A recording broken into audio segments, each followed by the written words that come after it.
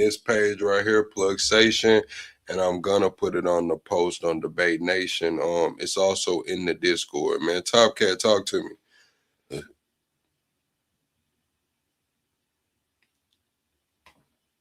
Top Cat, you here?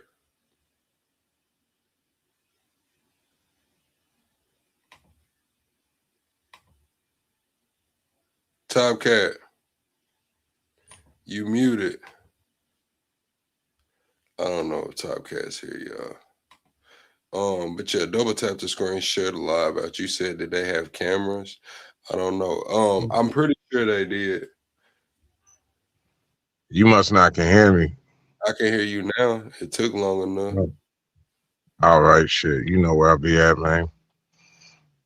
What's going on? How you feeling about this, dog?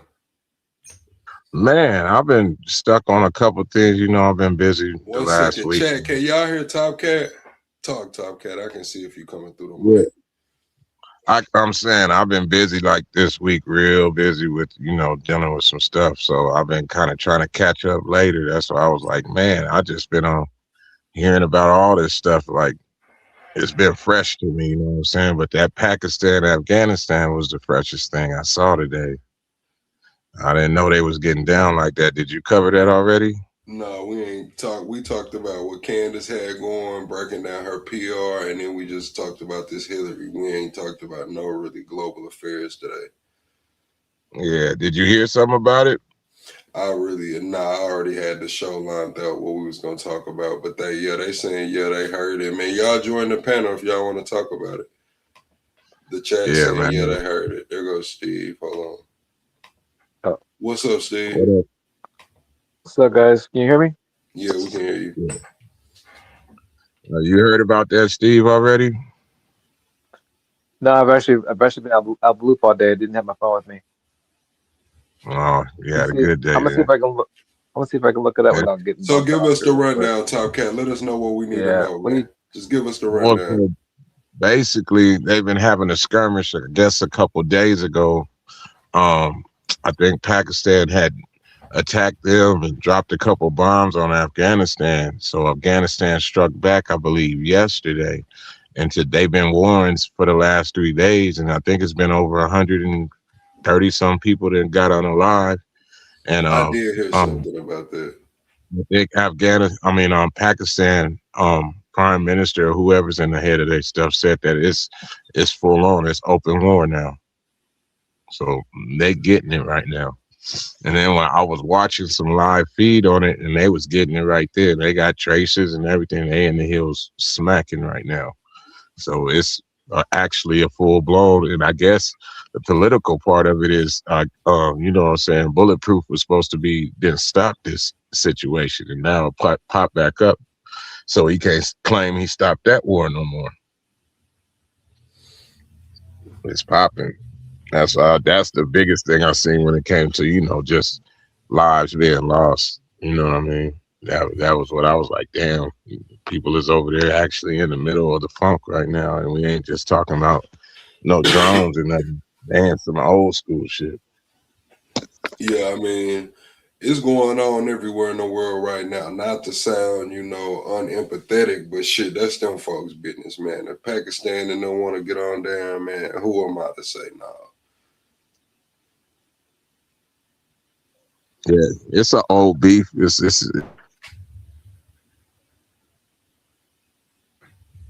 You cut up just slap. Can you hear me now? a little bit. You getting God too damn. far away. Go ahead though, Steve. What's your You know thoughts what? on I'm the gonna Korean move zone? around. I'm gonna come back. Let me move somewhere closer to this Wi-Fi. You said, yeah, I think they're claiming Taliban. Yeah, they did say. I did see that when they said they put an attack on the Taliban. I did see that chat. Oh, my thoughts and opinions on everything today that we covered though when it comes to the Candace and Erika situation. She was speaking about the school, the doctors, the medicine, just a lot of different things, she said it's setting a foundation with the Mormon church. I don't know where she's gonna go with that Mormon church shit, but it is pretty interesting.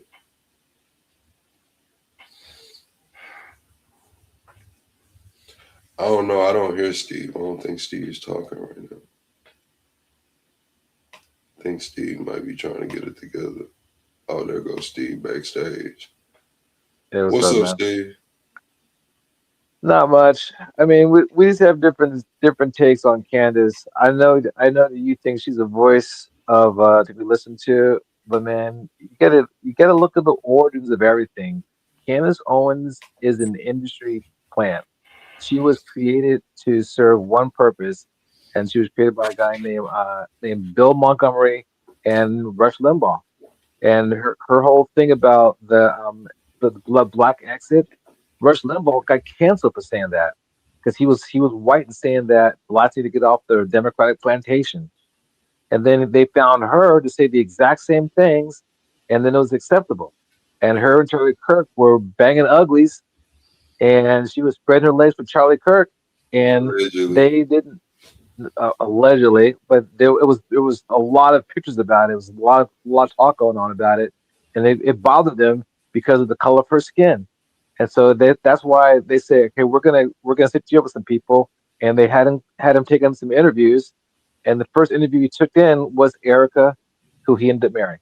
That he met her on a job interview. She was supposed to come work for his company, right? That's as plain as it gets, and then they get married. And then after that, a few weeks later, she goes to England with him, and she meets a guy, and they say, "Okay, we want you to marry this guy."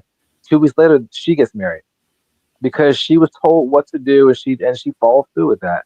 And then she Right. went crazy, and then she went crazy about the she did have a change of heart over the stuff that was going on with Palestine, with Gaza, and I What I'm mean, she saying was is like, "This is just too everything. much for I me."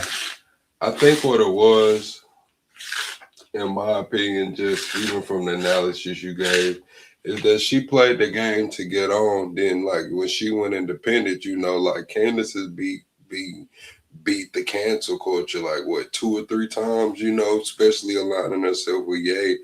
I do believe she played the game to get on, but after she left and went independent, it's kind of up in the air. Well, I mean, again, look at where she's making her money from. She's still making money from them. She's still making money from the same handlers. They divided their team so that they can look like that they have opposing sides, so that they don't lose any of the right. But she's still working for the same overall handlers. Like her first handlers died. Rush Limbaugh's dead. He talked about black people being drug addicts. He had a opioid addiction. You know, his her other guy, Bill Montgomery, was a COVID denier. He died of COVID. So both of those guys die in the most karma way possible, and those aren't those. She has handlers who handle her. They still control her. It's like her going after the French government. I mean, the reason why it's not working is because it's the same thing that they were saying about Michelle Obama, that she was the man. She thought, oh, this is funny. I'll use this same trope over there against him. She's being sued for $1 billion. When that lawsuit kicks in, and she loses that case, Candace is done. You won't see Candace will be more done than what's the guy out of Austin, Texas? I can't remember his name that had Alex Infowars. Jones.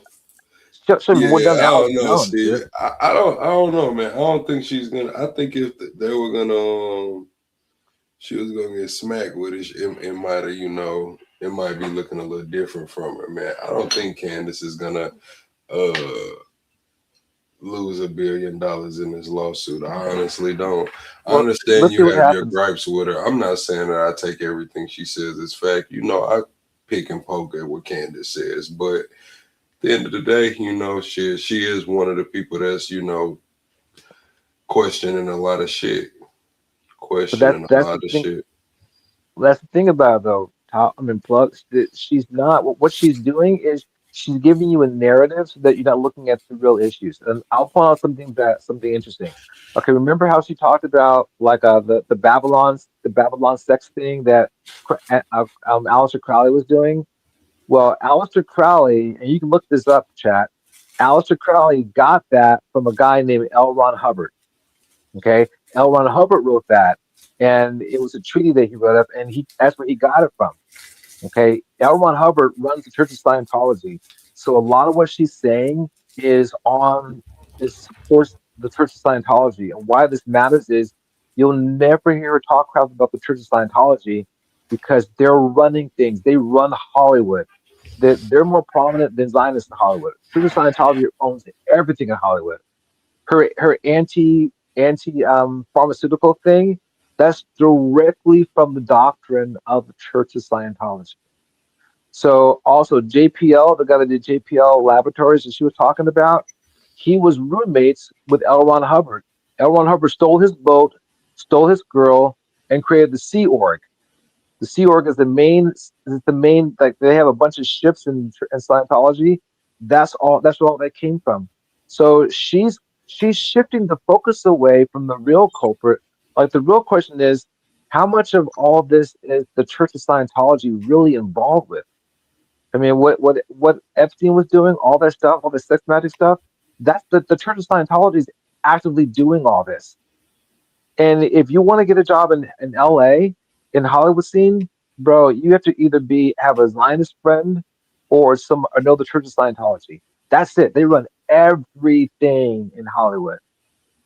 But see, she's not talking about that. That's what I'm saying, dude. Her goal is to distract from the real narrative and to present a false narrative so that you go so far down the rabbit hole, you ain't even looking at them anymore. And that's why I have a problem with her. It's the same team. It's the opposite side of the dirty coin.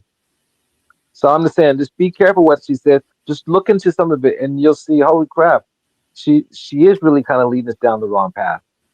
And then you got to ask, what's really going on? Like we're not talking about Trump being involved in any of this, are we anymore? Not even close. We're not talking about all the millions of dollars the Trump administration is stealing. We're not talking that Trump just now had an advertisement on Fox News selling a watch. The people are broke. We've He's been selling talking about them Trump watches, man. We've been talking about them Trump watches for a minute. Well, listen, people are talking good, about that good, shit, man. good, It's just that good. shit. This live It's just is a not about distraction. it. You know, this live is Yeah. not about That's it. all This good. live That's Can all y'all hear good. me now? is about some other shit. You know what I'm saying? Can y'all hear me I now? Go ahead. Yeah, I hear you good. Go on, talk, Cat. What's up, man? I was Hey, just gonna by the way, say, how's everything going with you? Is everything good, man? Last we heard from you, you gone to the hospital a while back. Did that all work out okay? Is everything okay? yeah, about as good as possible. I mean, yeah, it's an ongoing situation, man. So All right, man. Still I thinking had about you. I had shit, 3 funerals in 8 days. I got one more to do on Saturday, man. So it's Sorry, just man. been a hectic week, but it's all gravy, man. All praises. But look, um, what you was talking about on the Scientology thing, you got kind of down there further, and from what we were watching earlier, watching those little crazy ceremonies and stuff. From how you were speaking, I think you know a little bit about L. Ron Hubbard and what he used to do, Hmm. right? Oh yeah. So, yeah, so he used to get down with another guy, and they used to basically have these sexual rituals allegedly where Allegedly. where they seen power in the point of ejaculation. It was crazy. Yes. Yeah. Yep. So they do this a ritual where it's crazy. It's like this is when we start getting into that sexual stuff where you know it's actually true. This is documented stuff. You know what I mean? I don't know. I can't remember exactly how it was, but it was something crazy that they did during the that performance. So right when they're reaching that high point, they would do some type of ritualistic thing, and they would have a whole room of like just orgiest situation. So they figured that it was a godly like power of when you get to that, that point of ejaculation. So it was crazy. Like, and then once it goes into Scientology, Steve know California, where I'm down here is their like their hub where they send people to get disciplined is in Hemet allegedly, When I know the Mm. place, I've been down there. I go. I've been down there plenty of times. It's a big gate and everything that has everything written on it. And when they discipline people, they actually send them there, and they have to stay there for months. And they then had electric shock therapy, all kinds of crazy stuff that goes on with L. Ron Hubbard and his stuff. So this ritualistic stuff, L. Ron Hubbard and his folks that he came from, because it was another dude that was with him in the beginning, and that's the guy I think you said he took his boat or whatnot. So they had J- this thing going on, man.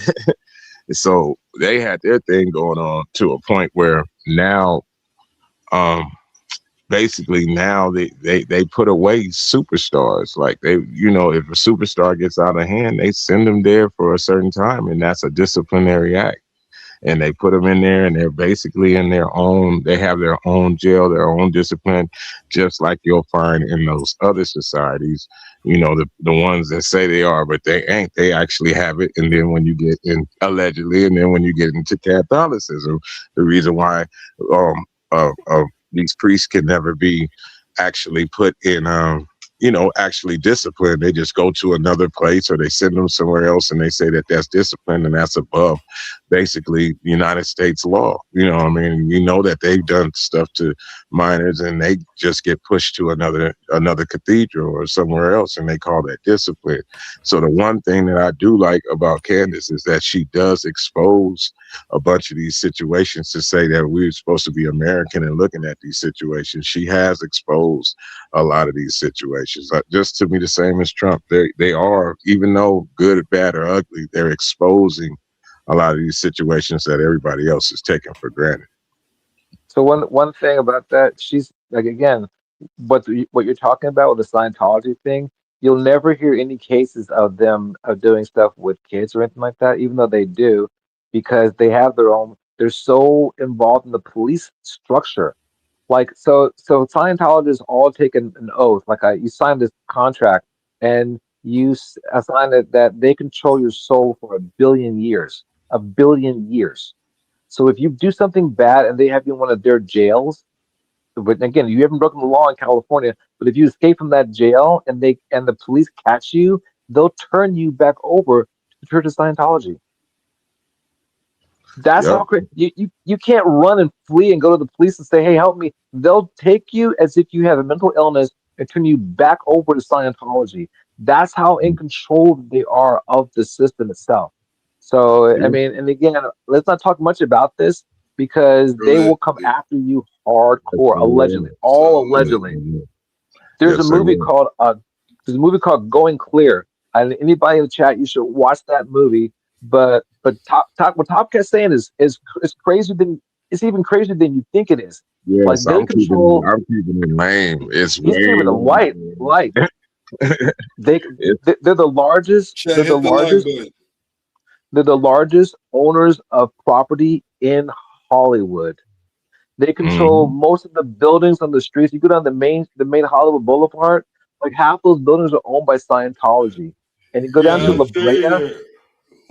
yeah, Once you join the church, you gotta give up all your assets. yep, Yeah, yep. everything's over. But there's a lot more churches like that too. So when you go down Hollywood Boulevard and you see those churches, you will see the dominant. That's why they're putting them there, just like Roman pillars. They have them right there. That's why you see the LGBT church. You see Scientologists. And at the end, you'll still see a Catholic cathedral. You'll still see all the players that are controlling the sheep.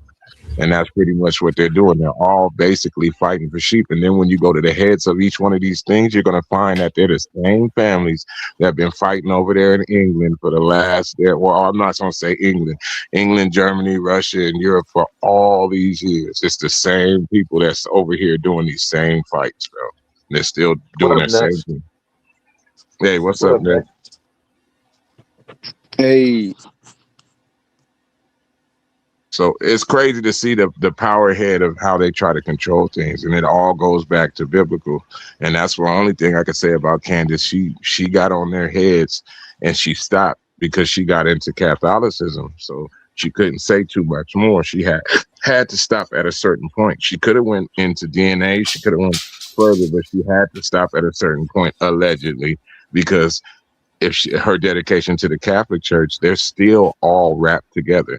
Like I tell everybody, once you go to Catholicism, they'll be like, "Well, I'm a Christian." Well, the Catholics made your books. They made your canon. So how can you not be Catholic if or you're a Christian and you can only read the books that the Catholics told you? That means that you all are Catholic Christians because you're not reading the book out straight out of it. You're not. They gave you your canon and said what books you can read. So how can you not be Catholic still? You know what? No matter how you determine the books, they're giving you the books. They said that these are the only ones you can read. These 66, and then say if you join our situation, you can have more books than that. It's kind of crazy. I just find it weird when anybody converts to Catholicism. That is just seem like a natural pivot to me, because they require you to like to not really read the Bible. Just we'll read it to you. You know, to just follow these rituals. Go to, like if you go to go to the Vatican. Christ isn't the most revered patron in the Vatican. He's like number nine. You know, like what? It's just crazy. Like it's I mean it's basically it's basically paganism. The Catholic Church really kind of is paganism. It's just It's wild I don't know. how you look the way that they do things and how they and then like even when we look over there and that's why I say when we start getting to Martin and all these other people how they're just being made saints. So there's people that in their cathedrals and stuff that are known anarchists that are known atheists that they still have in those same places as some of the holiest people that they call of their country. You know what I mean? So if you got King Arthur down at the bottom, and then you have um some crazy somebody that did something, like say Albert Einstein, and he says he doesn't even believe in a higher being, but you got both of them buried next to each other on holy ground. Like I've seen some crazy stuff in Europe. Like, how do you do that? And you said, why would you bury somebody that's supposedly that opposed the opposition next to somebody that you revere as a saint? They do that type Plug. of stuff. I don't mean to change that as a plug. I got a question for you, Plug. Go ahead. So, what do you think is going to come of all of this Charlie Kirk stuff? I mean, it's. I think this has gotten a little crazy. But what do you think is the final outcome of this whole Charlie Kirk and Erika thing?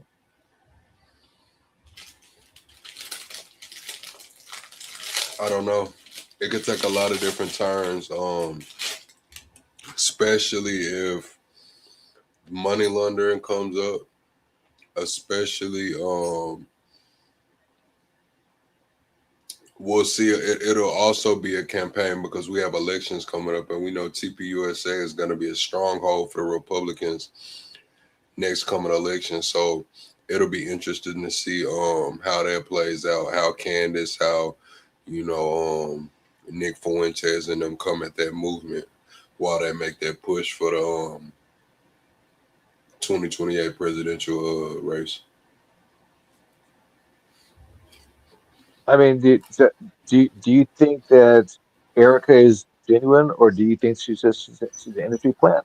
She's who they need their figurehead to push their agenda forward. That's all that she's nothing more than a figurehead. Or is she actually like a real person, her own thoughts, her own leadership? Like, what do you your thoughts on it? I mean, let's be honest. Do you think they really gave her the helm of a multi hundred, 200, we'll say 200 plus $1 million company? Do you think they really just gave her the helm of that company unchecked? I mean, me personally, Exactly. I think she was a plant from the very beginning. I think it was an arranged marriage. I think when Charlie Kirk died, it was a great opportunity for them to push their agenda, because he was going against the agenda. He was turning against Israel. I mean, after Dave I'll put Smith it like bumped this. his head up. I'll put it like this. I don't think that she could burn that company into the ground if she wanted to. Yeah, I agree. She can't, because she doesn't run anything but her mouth. Go ahead. Go Talking ahead, at Nick. What you gonna say? Next was talking. Go ahead, next. What's up, Lady Bones? What's up, next? No, I ain't saying much. What I will say is I'll go back to the Alistar thing. That's why I popped my head in. I just Aleister wanted Crowley. to, yeah, all that. It's we don't know unless if we've seen God. We don't know exactly how it all operates, and I don't think Aleister Crowley did neither. I think in his time was when Hollywood was new and fresh and LSD was out and humans were doing human bullshit and psychology was going around and everyone wanted to be a cult leader. And he was just the one who happened to be successful in it. You know what I mean? And then, yes, that created a chain reaction of social situations where one person meets another person, but I don't believe, like, I believe that they were saying sex magic, but really they just like magic. And then they were reading, oh, Hinduism, oh, it's so cool, now I'm gonna fucking stay. You know, oh, chakras, yeah, chakras, yeah, we're Satanists because we want to be against the current regime of something because we want to be radical. Because totally, dude, you understand? I'm pretty sure that was a bigger half of that culture. I I'm don't think so, I, man. Like, this is the reason why, though, too, and it might be a selfish point of reason, but for how many years had they been doing these certain type of rituals across all these so-called people that were supposed to be religious, turning people's bodies into oil, using people's skin for shoes, doing different things. So it wasn't like these were wild stuff. These fairs and stuff that they were going through, where men were humping one woman, 200 men would do it. They were doing some satanic ritual stuff way before they were talking about just LSD in that time. So I believe these people No, were. I understand evil exists and people are No, I mean, degenerates. I'm saying I think they were practicing stuff that was passed down generationally. If you understand what I'm saying. Not, I don't think they It, just looked into religion and found it. I think they were practicing stuff that was passed in generationally from all the way from Europe to here and in different places, and that's why you that, see those kind of things. I think every continent would have that. Every continent, every country would have very similar things because humans, there's always a pyramid. Is it because Anunnakis came down, or is it because eventually humans are going to all come to the same conclusion because we are all programmed in the same way? can I address that real Well, quick? oh, go ahead. So, I mean, I can tell you a lot about Aleister Crowley. I studied him a lot in college because and then there's a thing he wrote. He wrote the Thoth deck, like the tarot cards. So if you look up, like he wrote a thing called the Book of Law, and according to Crowley, Crowley got most of his stuff from Egypt. Okay, he became very obsessed with cult magic, and he went to Egypt to do his studying. Okay, so that's where most of his stuff comes from. Number one. Number two, if you look at the Thoth deck is probably one of the most accurate tarot cards that exist. But everything is built off of the Tree of Life. Each card is built off of the Tree of Life in the deck. Aleister Crowley just had a very good way. I mean, he really kind of got it good. And his claim is that he contacted an angel, and the angel gave him this information that he wrote the Book of Law from, and that's why it can't be changed and it has to be kept perfectly. And then his assistant, Frida something or other, she's the one who made the images on the tarot cards. But I even that's understand not all really as that. accurate as he wanted to. So understand that it really wasn't passed down. Crowley looked at something that was ancient, and he went to the Egyptians. But Crowley was a fucking extreme racist. Okay, his whole thing was really a European thing, and it's all completely different. He had nothing to do with Hollywood, He was just zero to do creating with his own Hollywood. thing. What he did, he created something very new. He created a cult, and it was very Yeah, he new in his created a time. cult. But Exactly. in in his times though, it spread My thesis is everywhere. he never did talk to that angel. That's my thesis. Then that's a He tough one just went to because Hollywood and did drugs with a bunch of rich people and bro, created a he fucking cult. didn't he didn't go to Hollywood, dude. You're missing the point. Crawley was a European. He was in England, okay? He was over there. Even the sex cult, the sex thing, he got that from L. Ron Hubbard. And look it up. He talks about L. Ron Hubbard. I think they may have communicated back and forth, but I don't think he ever met the guy. He did. JPL. was roommates with L. Ron Hubbard. Okay, that was their connection. So I mean, you're putting, you want to put it all together. It doesn't fit together. And by the way, Crowley got in trouble No, that in is exactly England, what I'm saying. It doesn't fit together. but because you, and so don't put it together. They're all separate. Crowley was doing his own thing. Crowley, because his doctor told him, "Hey, you have a cold. Here, this will help your cold. It's a new thing. It's called cocaine." And that's how he got hooked on cocaine. Okay, because he had a cough, and the doctor told him it'll help your cough. So now he's in an institution. He's dying. He's sick, and he's reading different things. And he reads L. Ron Hubbard's thesis. It's called Babylon. Look it up. Look at L. Ron Hubbard and Babylon. No, I have He looked. wrote I the have sex looked. I've magic. actually read some of his So stuff, and like a that's who lot of wrote it. other crazy things, But I but mean, when it, you read the but L. philosophy, But all L. Ron Hubbard humans will didn't write it. eventually come together in thought. But L. Ron Hubbard didn't write that. All right, it was written by.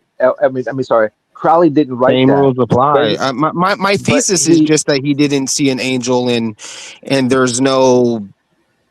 I don't and that's an believe in all that part, like okay. the So IMF do you or the believe in Davos angels? thing. Like, come on now. Do you believe in angels? Yes or no? Yeah, what I'm saying is, please understand what I'm saying. Like, for 200 years or 300 years down there Mr. before that Bones. time, they had plenty of time to practice anything they wanted to do to any humans over here. So I feel like once it comes to you, whatever religion or whatever part of these things, these rituals that they sing from years and years ago, all of them are using and practicing these things over the time that the United States was being built. These people come from those people. They were running situations together. They'd been doing everything together. You can go to the Ku Klux Klan. You can go to all these people. They all have these occult rituals that they do. So They're at all this just time, rituals. huh? They're all just rituals. Everything that we do, birthday is ritual. Okay, put it like this. Okay, I got a good way to explain the point that I guess I'm trying to make. I got a good way to explain it. So, is voodoo Satanist? Yes or no? No, voodoo is very. Then Satanism is Satanism. Voodoo is voodoo. They're like night and day. Hey, Lady Bones, you're back. Yeah, voodoo became Satanism as soon as they said that it was attached to anything that was black. Yeah, Exactly, exactly. exactly, exactly. So You're in ahead other of words, my the point. answer is no. Exactly. The answer would mostly be yes to most people. That voodoo is Satanism. It's something with more gods and all of that type of stuff. You know, See, it's Polytheism. I'm from the Hinduism like South. that. I'm They from the worship a South. You bull. know what I'm saying? So this is what I'm gonna say. Being from the Bible Belt, we wouldn't say voodoo is Satanism. We'll say voodoo is of the devil. So that is Okay. a clear distinction that they are My Yes, clear different. point, distinction. the entail of my point, the entail of this is so. Do you think that the power of Satan and Alistar is why the white people are more dominant in today's culture versus the African where it is derived from? Or it's the So whole thing fucking bullshit, and they're it's just people doing Christmas in their own little way, as long as they don't kill people. Which I mean, now we can get to that Okay, conversation, but that let me conversation take is this. Let crime. me take We have this. to. Before hold on. Before you get to going into a soliloquy, let me answer you. We'll break this down on a outside of this the fundamental spiritual. Let's just break it down on a 3D where we are in life. Let's take the metaphysical and the spiritual out of it. This it could be just initiation, like, hey, look, we have this 200-year future or this 150-year future.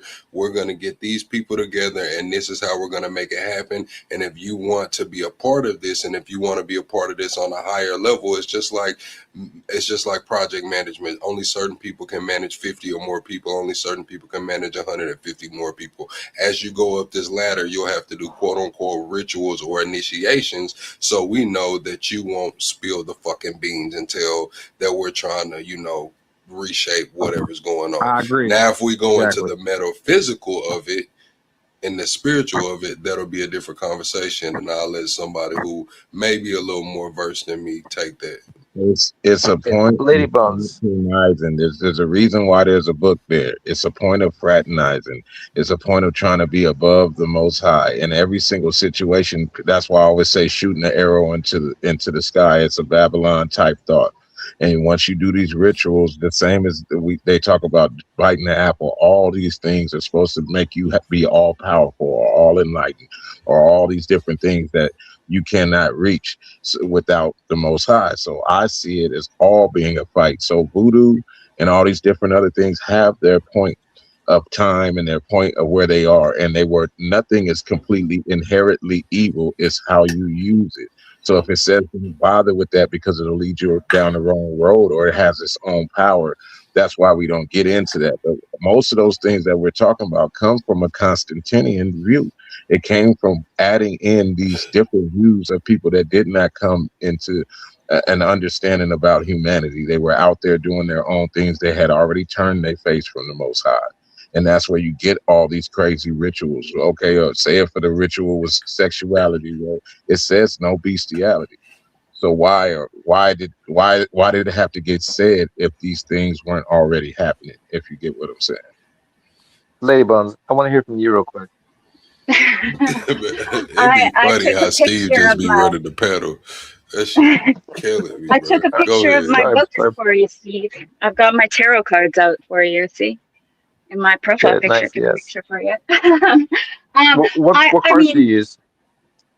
I've got like 4 different or more decks. Uh, but the what are they? Wait, something. You know that one. Yeah, yes, uh, yeah. The weight deck. Yeah, like I don't remember what it's called, but I've got a bunch of them.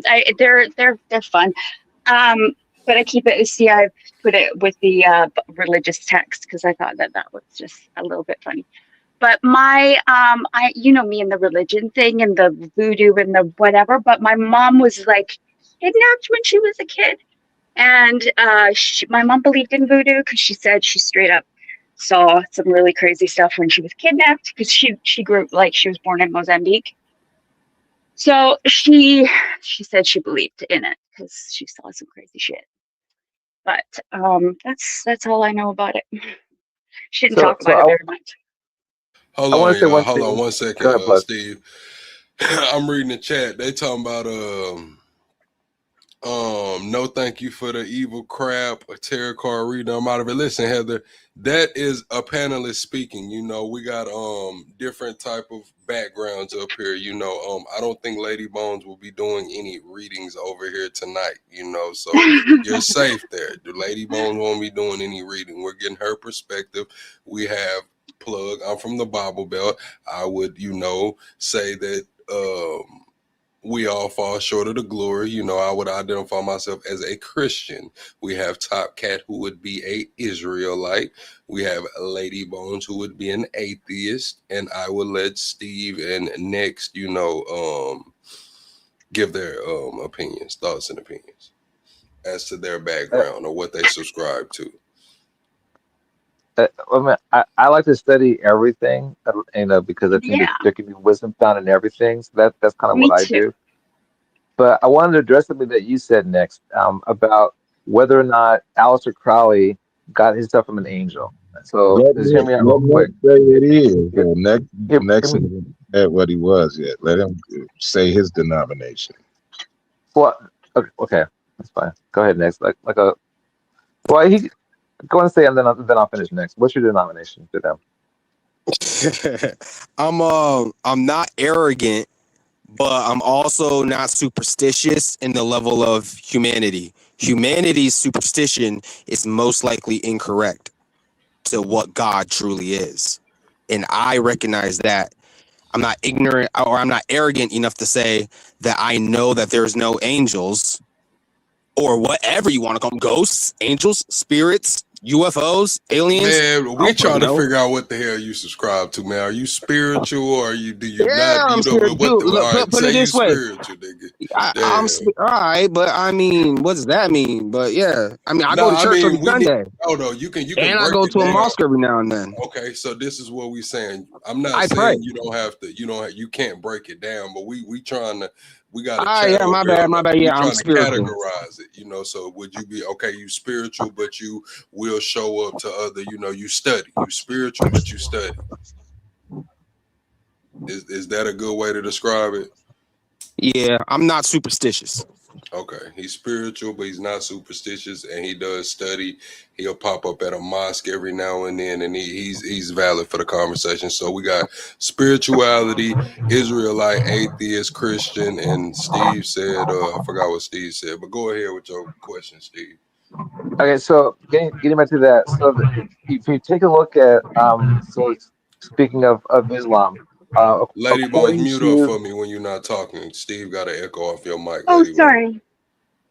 sorry. according to the Quran or the beliefs of Muslims, that the Prophet Muhammad talked to an angel, and the angel told him the words that he said, and that became the Quran. Okay. According to the Bible, Christ, God talked to the Father himself, an entity, and then angels, like Samson's mother talked to an angel. So that exists. And according to Aleister Crowley, his book, or the tarot cards that he got, were given to him from an angel, and that's what he talks about. It's called the Book of Law. So if angels exist, maybe, I mean, who might say that he's telling the lie or truth? Only thing I'll say is that as far as quality of tarot cards, the Thoth tarot deck is probably one of the most accurate tarot decks that exists, and it hasn't changed since he created it. And so, What you mean for me, accurate? I mean, so like when Then people are Lady looking, Bones would be a billionaire. no, because again, it's about. See, this is the thing about tarot decks, that no, like they're based off the star alignments. And my biggest problem with it is that we don't know how old this was. It's actually in modern times, but it goes back to the Egyptians, and maybe even Yeah. to the Sumerians. So the stars have changed since those things. So the stars are probably kind of off, but nevertheless, they still have this idea that it's like do you know that machine at the amusement parks, where you stand against the wall and it spins around really fast, and then the bottom drops out, but you stick right to the Gravitron. wall? Yeah, Gravitron. that's the human. That's us. We're on a giant ball spinning throughout, going 1,000 miles a second or a minute through space. All right, right now, and so we're not in control of anything. The universe is control. The spin of the universe controls everything, and that's what the tarot cards are saying. That the Yeah, spin of the universe controls everything, I got a and that little this pushback is on this. I just got a okay, little and then pushback, and it's not that's on fine. what And you're speaking on because if you go get into what I'm into. Top Cat, let him finish, man. Steve a little Oh, long winded, man. no, Let him go ahead, finish, go man, ahead. because he I'm gonna sorry, have I'll to try to wrap it finish. up. But that's what tarot cards are. Is that they basically say that the universe is spinning, and that this is a prediction of what will happen. And if you look at the tarot cards, kind of come from gambling. Why do you think gamblers are so, like, they believe in the cards? The cards, Yeah. set the stage. Oh Yeah, my God! All right, Steve, that's where it let comes Top from. Cat push back because you getting into some other shit now. Go ahead, Top Cat. Basically, what I was saying is like what you're saying. I've looked into it all and astronomy, astrology, and all that different stuff. So I have books on all that. I even have L. Ron Hubbard's books. The original hard copies from the 60s and the 50s, and 70s. I got Dianetics. I got the whole all that stuff. But when it comes to what I'm talking about right here, this is just on what Plug was talking about, a practical thought on all of it. So when it comes to how the Europeans came here and how they've used these different situations, like you talked about, they have a long history of using these certain situations to manipulate people, even though it's not true. So if we go into what's it, John Smith, where he was under a tree and some plates. We go into everybody that's created these brand new religions. It's always that same scenario that you're talking about. So why, as we move forward, is it the same situation? And at the end of the same situation, it's always colonization. just like you were talking Tomcats. about with Scientology and all that. But so do the Israelites. The Israelites believed in the luck of the draw. It's the same thing. The Lot. What was Lot's story all about? And What do you Jonah mean and the whale. believe? What do you It was mean about drawing. believe? It was about drawing Believe? lots. They they Believe they in the they look would of the draw? What are you what? talking about? Hold on, Believe in So y'all have to talk one at a time because when y'all talk No, I'm together, Top confused. Cat, Mike, hold on. When y'all talk together, Top Cat, when you talking, when anybody else is talking, we can't hear nothing. Your mic just muffles everything. So we gonna have to talk one at a time, or we not gonna hear shit. Honestly. yeah, go ahead, Tomcat. All right, no, I was saying. go ahead. I was just confused on what you're saying with the luck of the draw. That's what the Israelites were on. I'm trying to figure it out. So the story of Jonah and the whale was about luck of the draw. Whoever drew the shortest lot, they said, "Look, we're going to draw lots. Whoever draws the shortest lot, that's God saying that you're the problem." Okay, that's just one example. But even throughout, like when a lot of times when they went to war, they decided on drawing lots.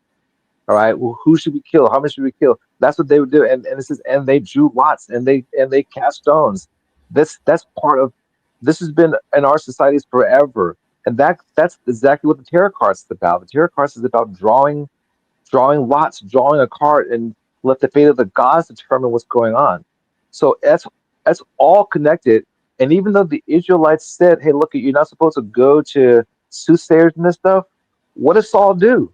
And what did Saul went to a soothsayer, and then what does he do? He brings up Samuel from the dead, and he tells them that you shouldn't have done this. You're going to die as a result of it.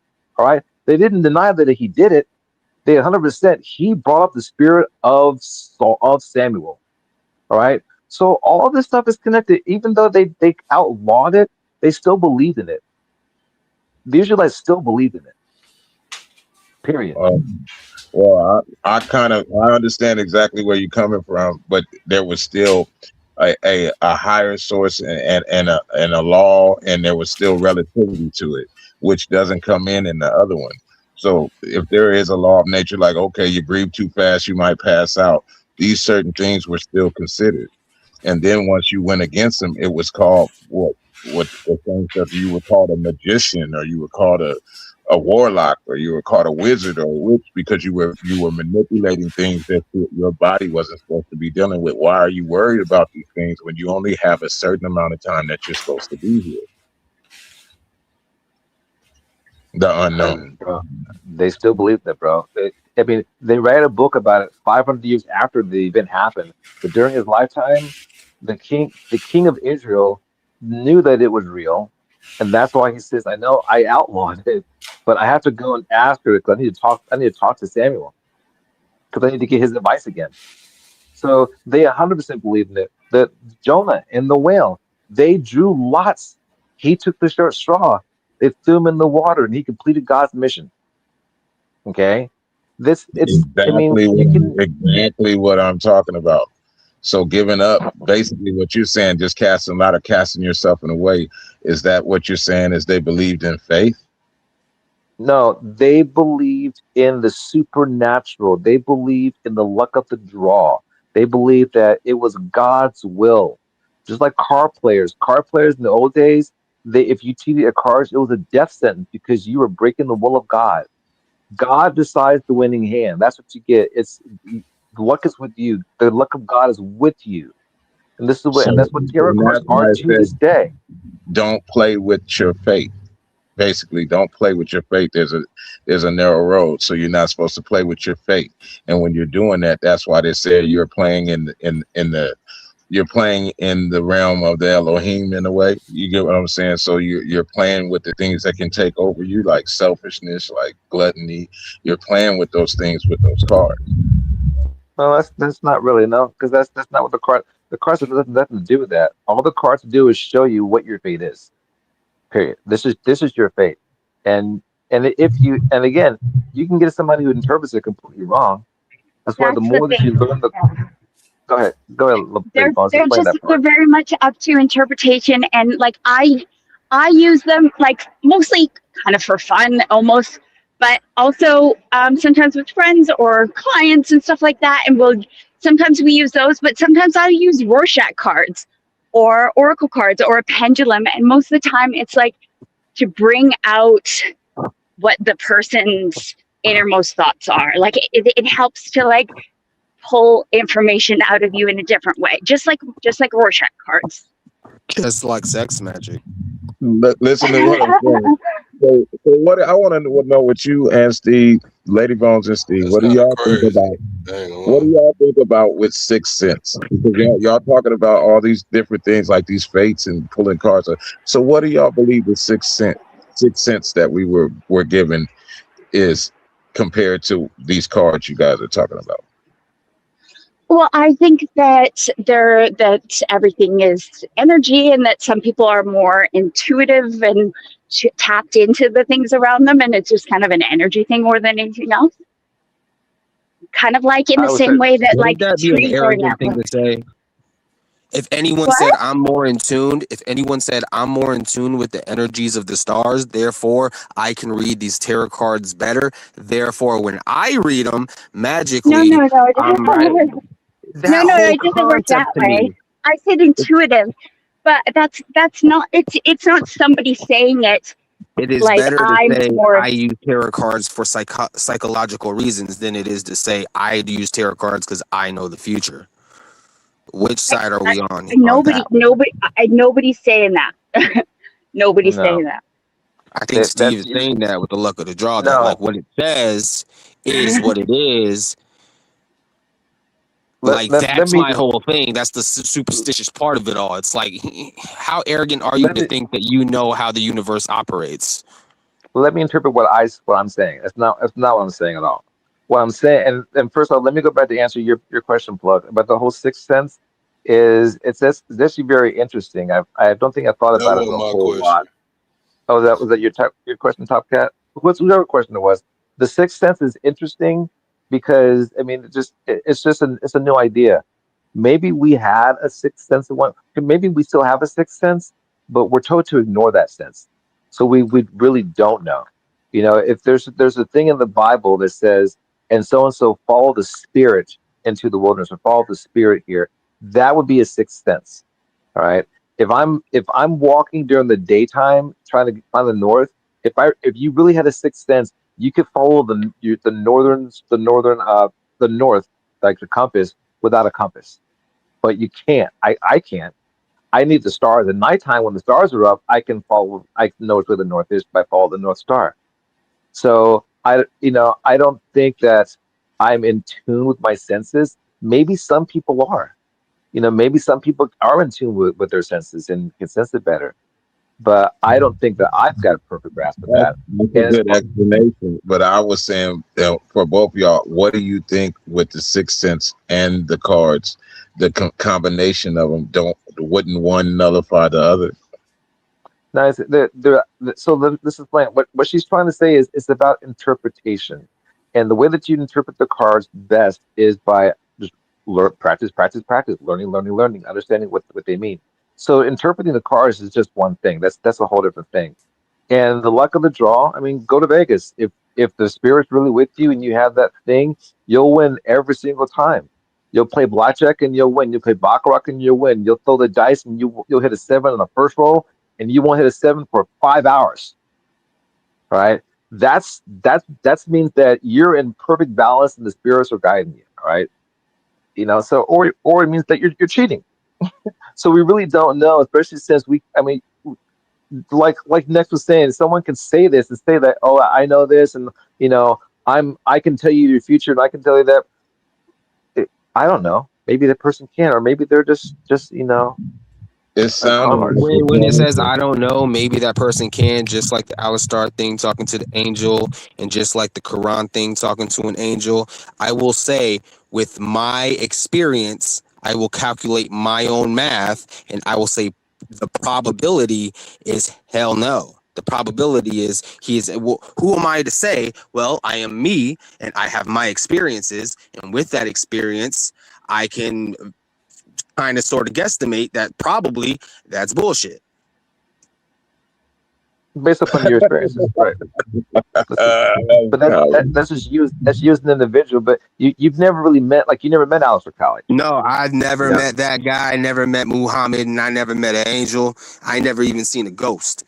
So I'm not saying it's impossible. I don't know what happens when we die, and I ain't gonna pretend like I do. All I'm saying is the likelihood that the other guy did when he tells me this, especially if it's on a bus stop.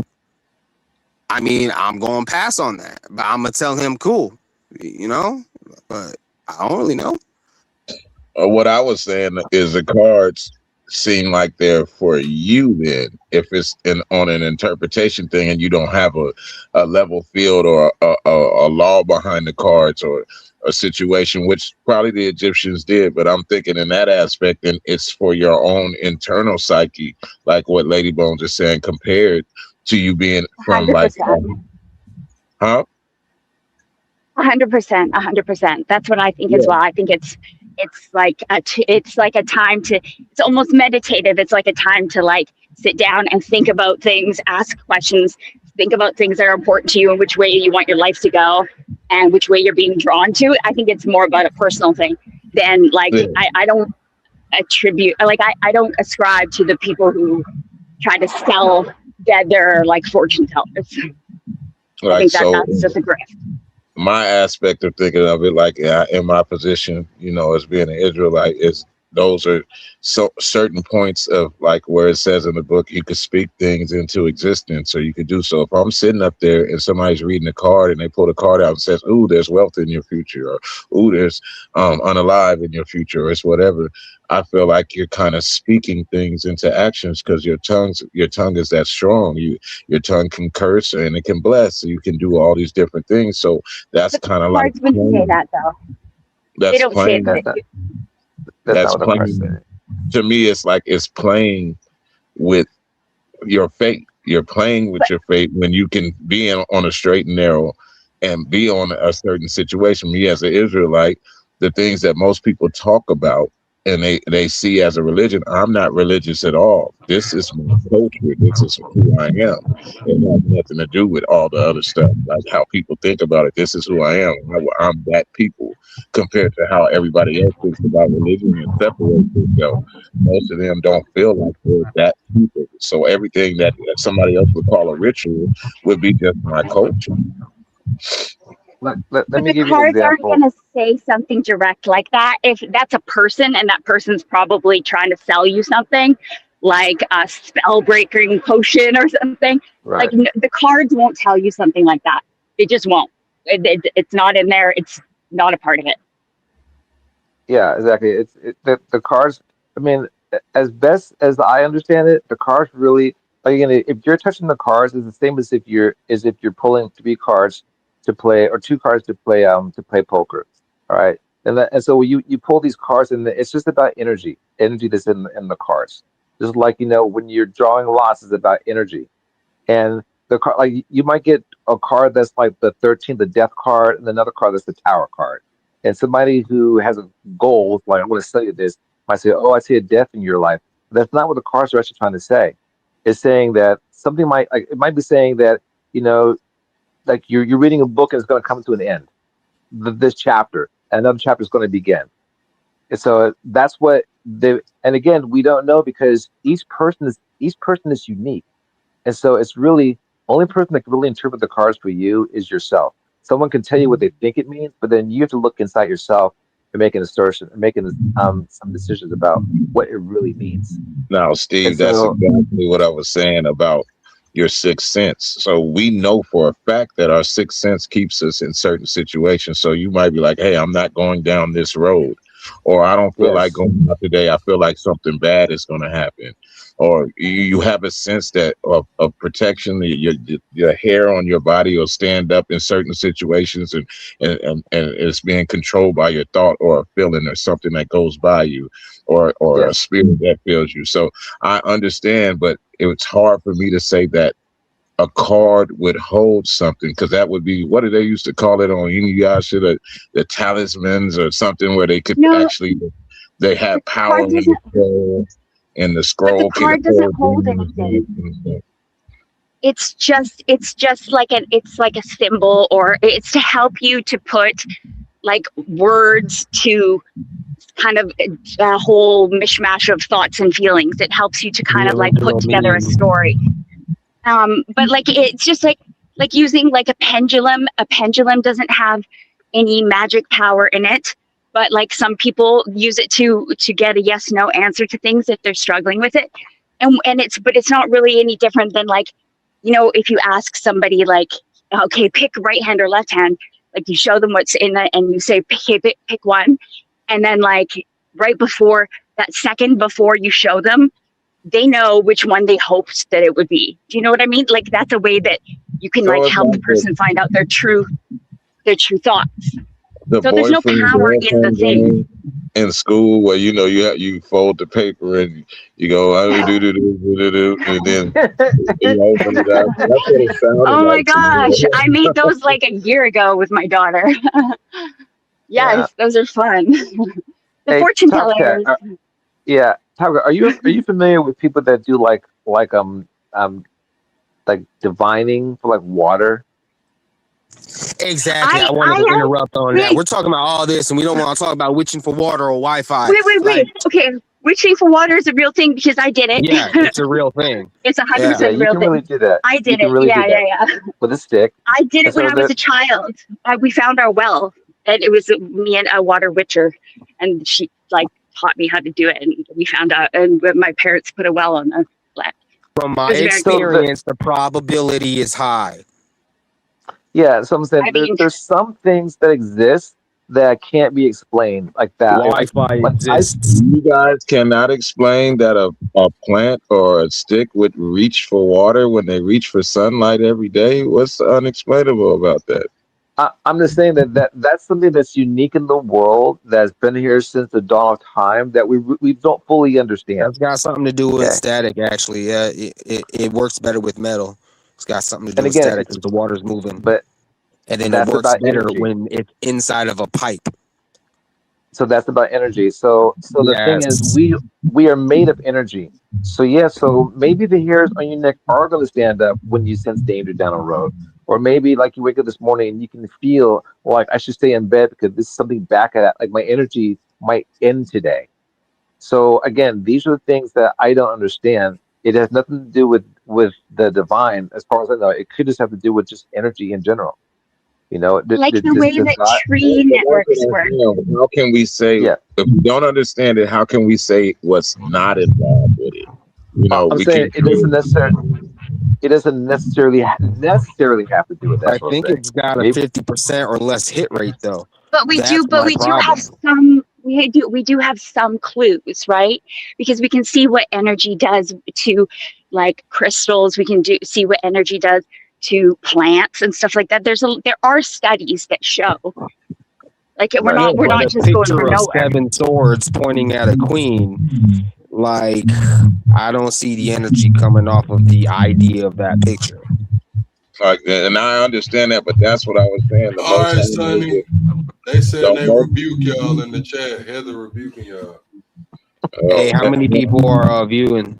I don't know why her name is Heather in the first place, so she can rebuke whatever she wants. You know what I'm saying? I ain't never even heard her pray, so she can rebuke what she And how wants. you gonna rebuke all of us when 2 of us are against the other 2 on this situation? Like, how you gonna rebuke all of us? And how you gonna Yeah. rebuke energy? She's Yeah. rebuking energy How you now. gonna rebuke Wi-Fi? You rebuking Wi-Fi over there. Get off the Yeah, phone. You She rebuking telepathic us on motherfucker.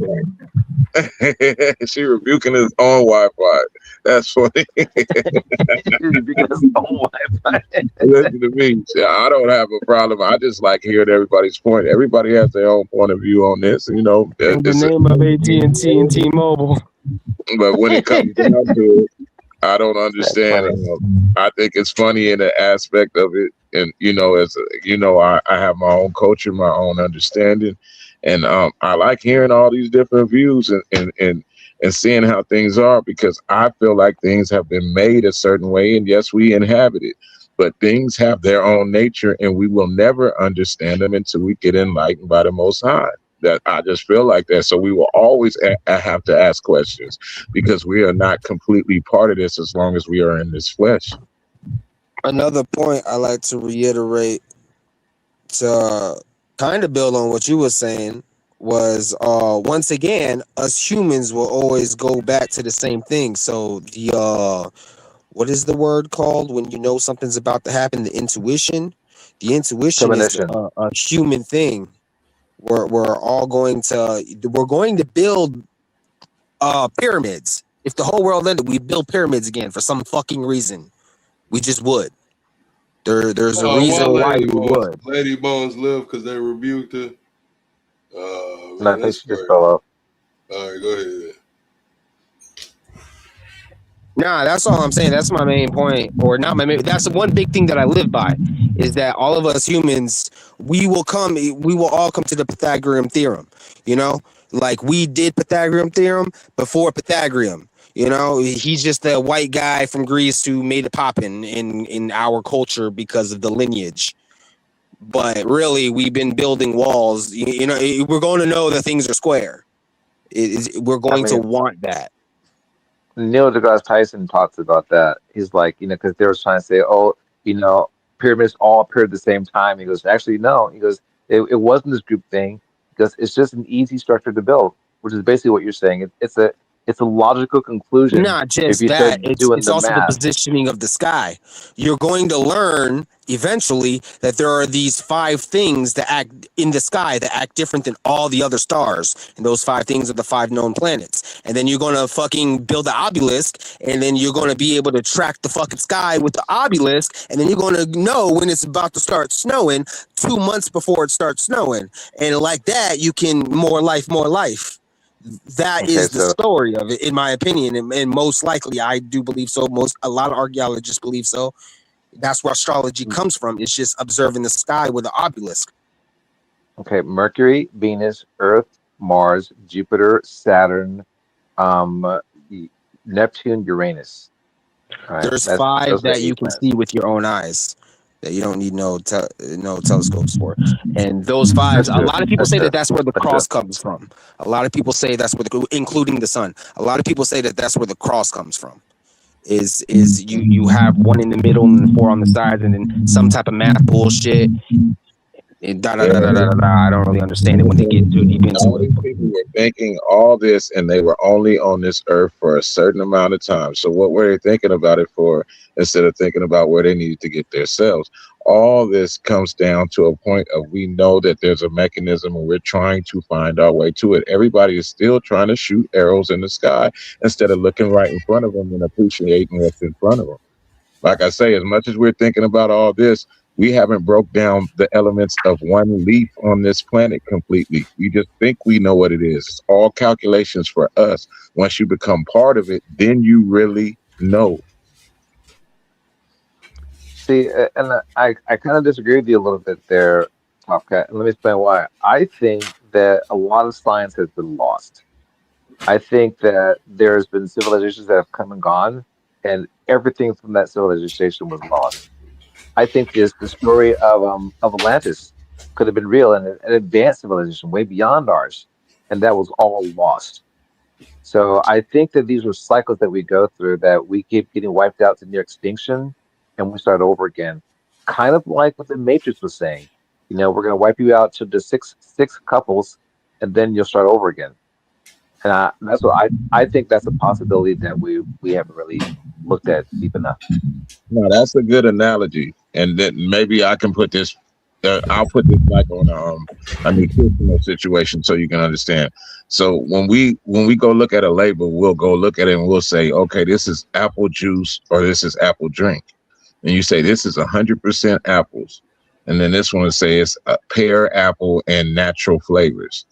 Okay, these are still us calculating it. An apple doesn't never have to say that it's an apple. It is what it is. And once you become part of what it is and you have no separation, you have no reason to calculate it because you are that, you become enlightened. Compared to us, we're still looking out these eyes. We're still looking through sensory perception. You are not of. So you don't never know what you are. You're just going to say, give it a name, give it a title. What happens when you don't have to have a name no more? You are what you are. Interesting. Hey, Plug, I have a question. Go ahead. I want to hear from the chat. How many people are like really religious, kind of religious, not religious at all, or they don't believe in God? Because I'm kind of worried about the rebuke stuff. Like I want to know what the chats where your chat sits. Oh shit, I think they got up out of here. I think they rebuked y'all and got on down. But chat, are y'all religious, not religious, semi-religious? Y'all let me know. There was something you said the other day that kind of stuck on my head, so it made me do a little digging. Like when we were talking about life after death, and you were saying that you believe in life after death, and you base it upon John 3:16. Like I was No, using, no, uh, no. It, that I, wasn't I, that wasn't the thing. You said that I forgot the statement that you made. And I was saying you said that there's He started rattling off John 3:17. 14. no, I no, it started was on some, John yeah, but he said something, and then 4:2. I was saying you was like something God, something. I was like, no, you have to go to John 3:16 because that promises eternal life. So that's where we got there. But I Yeah, forgot the because original statement that you made, but it wasn't what you I just said. it didn't have to do with life after death because I thought the dead know nothing, but then you said Right, right. That's what anyway. it was. Something about the dead know nothing, and that's what I was like. Yeah, well, shit. You're technically So not dead. If you going to heaven, if you going with Jesus to heaven, you're technically not dead. They're calling it eternal life. so I took a look at that text and I went back and looked at John 3:16, but I read the whole chapter 3. So chapter 3 is basically so this is Christ having a conversation with Nicodemus. And Nicodemus was a high priest, is a Pharisee. Now the Sadducees and the Pharisees, right? The Sadducees didn't believe in life after death. They thought, and they didn't believe in angels. They didn't believe in life after death. But the Pharisees did. The Pharisees believed in life after death and angels. So he's telling this. But the thing is, this is the weird part about that text. Do you know that that's supposed to be a conversation between him and Nicodemus? So they were alone having this conversation. No one else was there. So how did this conversation get recorded? We know that Nicodemus didn't tell them the story. So alleged, and we know that John didn't write. John couldn't write Greek. So there was written in 95 AD, which means that some guys were kind of like this is their version of what happened. So I don't. There's no way to honestly believe, unless you believe by faith, that that conversation really happened. Hold on, this is where you're wrong. But go ahead, Top Cat. You got it. I'm just saying it's the same thing as said. You have a historical point of where you see these people coming and saying they talked about something and leading everybody else into crusades and to all different types of stuff. And then they get to Yeah. America. I got some plates. Then I got over here and I talked to this. And all of that doesn't have nothing to do with the Torah.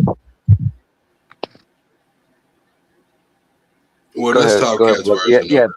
My That's version of it Talk's is version. this. My version of it is this.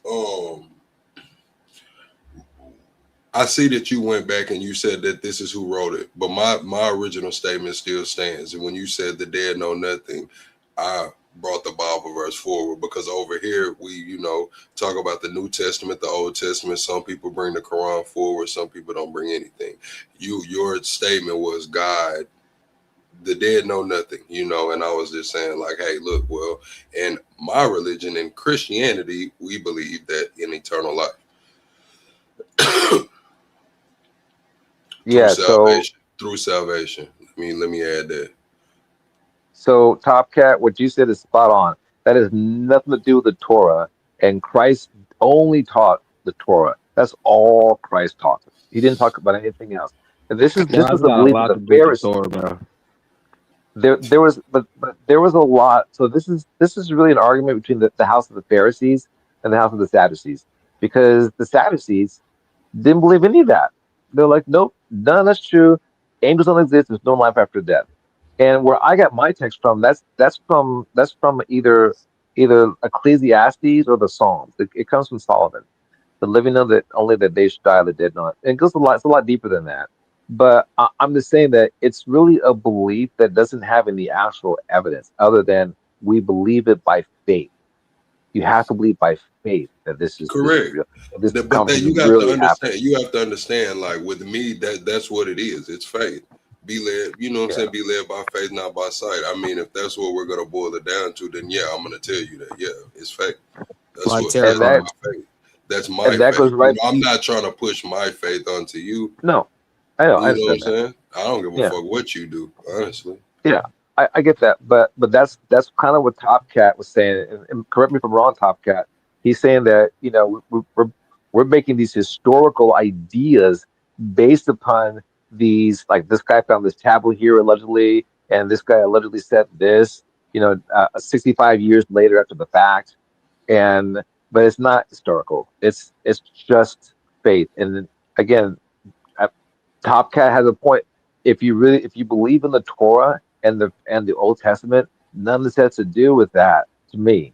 And I guess I'm just making an observation because my point was that, But that's what I'm like, trying to that. tell you is that in my religion is I don't just take the Torah. Now, when you're talking to Top Cat, that might be what he does. When you're talking to some Jews, that might be what they do. But Plug being a Christian, I take in the New Testament. That's actually what makes me a Christian. Hey, Now, That part. go ahead, I'm just gonna let go ahead, y'all go ahead, Top Cat. know you study to be approved. So I that's why I say I listen to everything, I read everything, I put it in concept, and then I put it to the laws of the Torah. When it says what it says, okay, if it has to be precept among precepts. So if there's something in the New Testament, which all of them do, they're going. Everybody that's in the New Testament is using that situation precept among precept. But I also go by the point that you have to have two witnesses for it to become law.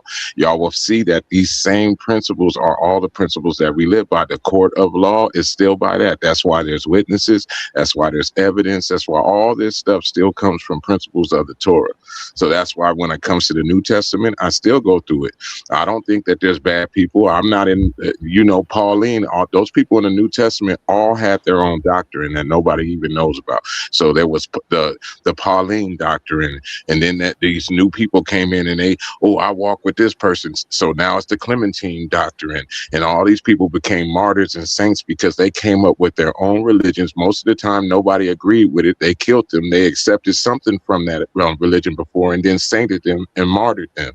So when I go to the Torah, it's just like saying, I'm going to the horse's mouth. I listen to the Most High. Man does not control the situation. So whatever the Most High has put there for me to go through, I read, I discern it, I pray on it, and it's part of my culture to do that. So no, I don't exclude the New Testament at all, but it is not my principle when it comes to me dealing with the Most High, because the New Testament, well, basically, this is a simple way to put it.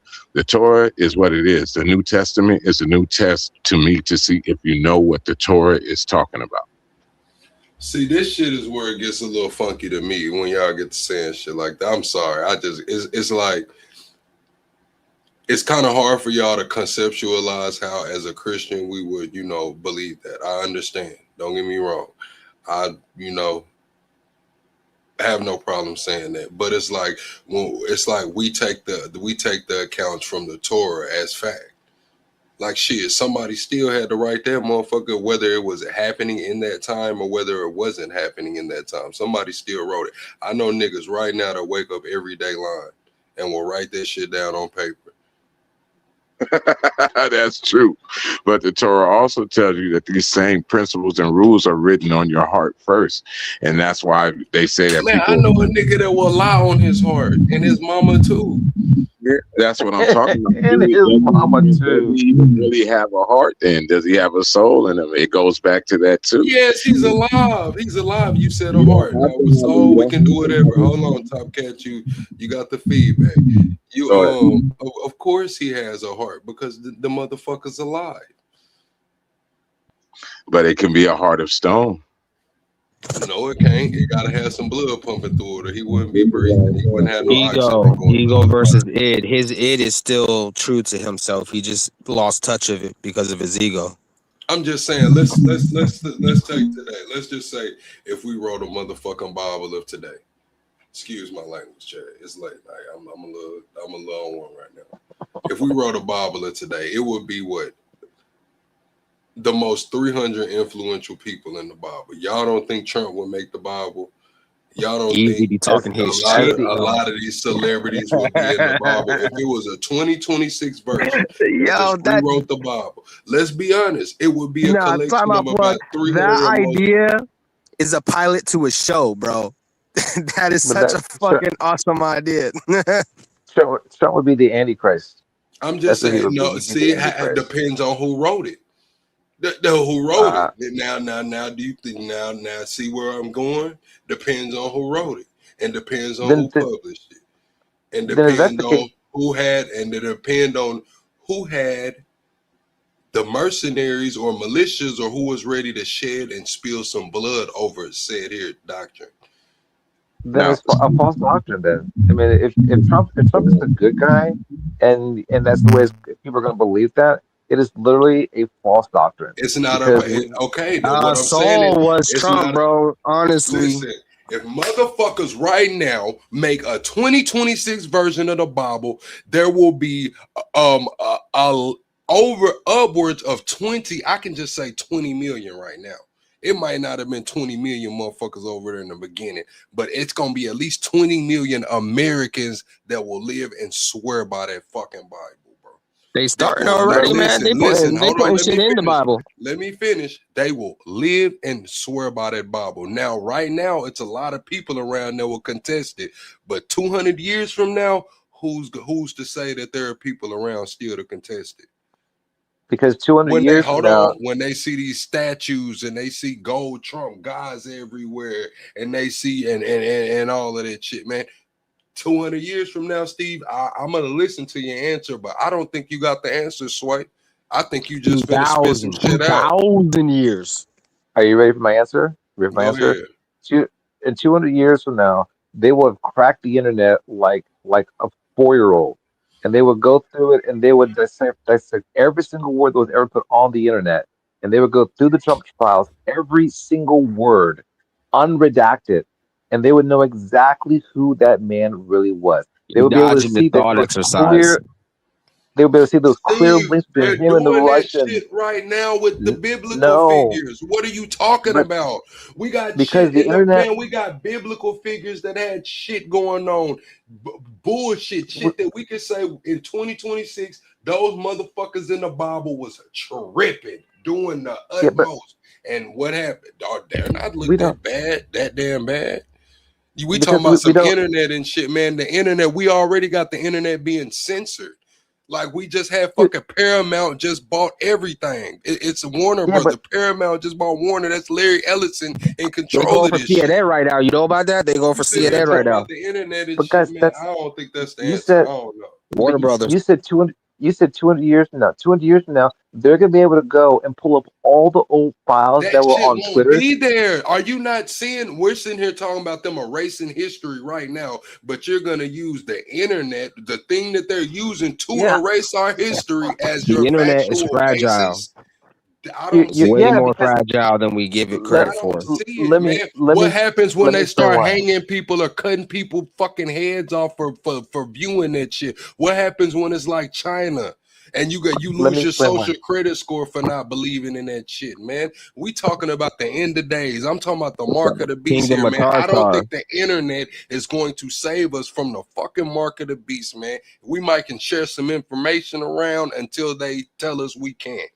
Until they tell us we Again, can't, man. They already again. in Iran, they going door to, they knocked out their whole fucking internet and was going door to door, killing motherfuckers with Starlink. And we gonna say that this is what's gonna save us? Yeah, because 200 years, like right now, AI is about 8 years old. Bro, All they're right, going 200 years right from now, now. They're trying to get Anthropic to do mass surveillance on us and use autonomous fucking weapons, man. And you're talking about this is what's going to save us. Anthropic CEO is literally going to war with P. Hegseth right now because this shit will end us. I'm not saying save us. I'm saying 200 years from now, states as you see them will no longer exist. It'll be a completely different system. They're going to look at everybody that was involved in everything. They're going to be able to see everybody's life. AI will Who's put it running all this? together. Who's running this system? If AI is going to take over All you everything, gotta dude. do is press AI delete, taking Steven. over everything. No, you All can't, you bro. gotta do is press yes, you Now you talking about Bro, AI motherfucking taking? We can, already let know bro. me AI is biased. let That's me why you explain. run the Chat GPT all the time because AI is biased, man. That's why Let me explain everybody's something, trying to get guys. on Grok and Let me other explain shit. something. Then we say Grok is biased. All of this shit has a bias in it. Let me explain something. NSA can pull up any phone call that's happened since 1993 Man, I seen right a now. thing that I seen a NSA. thing where And Chat NSA G, can they make it where asked. it never happened. Okay, right, they can. But And if and they and want to and listen, know, you they're sitting here gonna talking know about the internet and everything. shit. You talking about NSA can pull that shit up, man. Listen, that's because the NSA has privacy. They can go through that shit. We can't, man. Guess what? Your ass try to look up some shit like that, you're going to the feds for communications violations. Your ass going to That, the penitentiary.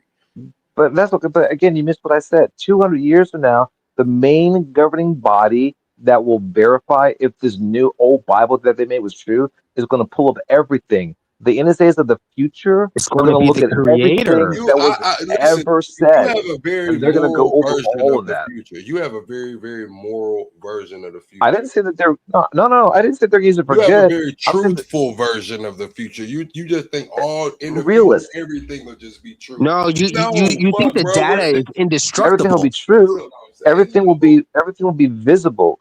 Like the past will be completely visible in the future. They're gonna look at like right now they can go Steven, the they're gonna data is collect not everything. indestructible. Bro, bro. it's Right now, everywhere. It's everywhere. It's okay. in Let's little quit pockets that talking you in don't even know circles, man. about. Because we just go for me and Yeah. Nick are just gonna fundamentally disagree with Steve. Because I guess Just you gonna the fundamentally. guys do you know the power of the NSA? They can record anything that's ever happened. They have it Who all the that they're fuck And storing. writes delete. that? And That's what I'm delete. telling you. That's what I'm telling you. And it's not even that. What he's saying is true, but who controls the NSA? You tell Government. me who. That's what it's Okay. government. So you're So And sitting I'm here as saying the telling us government government the evolves, so same. will the Hold on, data. next I got it. The same government that's been hiding shit from us since it became a government 250 years ago is just gonna be all transparent. no, I'm saying they're gonna know if this Bible is fake or not. They're gonna know that everything that really happened with Trump. The So NSA they has a don't know full now. document on They Trump. don't know half this shit we going through right now is fake and a psyop and ain't saying Bro, shit. Cash Patel and Pam Bondi looked at images of Donald Trump with children and they deleted it. Okay? They saw those images. They knew that it was true. And They're this is the covering for the giant so pedophile ring. so what are you talking about, Steve? This is the same They're shit gonna be that you're trying to prosecuted. tell. This is the same shit you're trying to tell me. The same people, the same agencies that you're telling me deleted shit. Now you're telling me it's gonna allow all transparency. No, I'm saying that in the future, you can't delete it permanently. They can delete it from you and us, but in the future, they're going to be held accountable. They're going to be tried and gone and go to jail. Even if they're dead, they're Like going to try them JFK, posthumously. What do you mean, like like JFK? Vietnam. The JFK files is this. We knew Vietnam was a fraud. Man, All listen, this man. stuff is I'm gonna known. keep it real with you, man. There might be some damn unicorns and fucking rainbows popping up in that new future of yours, because I just don't see it, man. It might be Huh? some crazy shit going on in that You future. think Trump's going to be in power forever? How long do you No, think I this know. administration will See, last? this is what I'm saying. Steve, you took a hypothetical and now you saying Trump will be a favor. My whole point of this was is that the bot mute up Top Cat. Nobody can hear anything with that shit. My whole thing was is that 300 people, there are about 300 people in the Bible. And if a Bible was written in 2026, the 300 most influential people would more than likely end up in that Bible. Trump would be one of them. That's where I started this. You said Trump would be the Antichrist.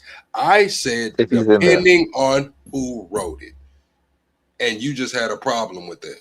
That's where No, this I didn't. started. Remember. But because you make it sound like Trump is like when you say I'm not so saying the he's Bible. good. You're saying that he's gonna for sure be the Antichrist. I'm saying depending on who writes it. Yes, I'm sure some people will write it as he's the Antichrist. I'm sure some people will write it as he's the Messiah. I'm sure some people will write it as he was just one of the most influential people that got to tell his story and accounts of what went on. But then again, look, this has nothing to do with God. Then, if the Bible is supposed That's to be my written whole by that Moses. exactly. That's what I'm saying. So how can you come at and not you, but everybody on the panel come at the Christians when we can break all of this shit down and say it's made up? The whole thing about the New Testament was it wasn't written when shit was going on. And my whole thing for this whole soliloquy of this circle that we went in was that shit. If we're gonna use that as a basis, why are we believing the Torah? Because it was written while shit was going on. That was my whole. We're right full That circle. was the whole point. Yeah, I caught that as soon as you said it. Then it went off the rails real fast. I mean, as you know, the Torah was written by Moses, right? Exactly. Moses would so Moses couldn't lie. Sure, Moses could kill, but he couldn't lie, right? it was definitely written by Moses. Hold on, Top No, Cat. You let we got if Top Cat gonna talk, we gotta all let him talk because that we can't hear nothing with that bleeding. What I'm saying is you just like you said, oh, it was written by Moses, right? Now that's what no. I'm just saying. Well, it was written by Moses. Moses ass couldn't lie. He could kill somebody, but he couldn't lie, right? Go ahead, Top Cat. Shit. This is a very good conversation. I like how you put that up. That was a hell of a debate point. But everything I'm hearing you say is kind of what the book has already said. I've been sitting here smiling so hard because even every analogy that you guys are putting forth, there's an analogy for it in the Torah. So exactly what you're saying. So you was like, what if this happened? They'll kill all these people. Okay, come kill all the firstborn. Okay, so what if they control all the information? So the Pharaoh said did this, and Whoop Whoop said did this, and do that. Everything that you guys have, every analogy that you put forth has already been put forth in the Torah. So when we come back to the point of what was written, what wasn't written, that's why I said half of these things were written on your heart. That's when we get back to the Melchizedek. So there was people that supposedly written this or wrote this. There was whole generations of people that were living by these situations. That's why it transforms and goes through so many Who was different. backstage? My bad, Top Cat. Somebody was backstage. Y'all can come back. I didn't see you. Go ahead, Top Cat.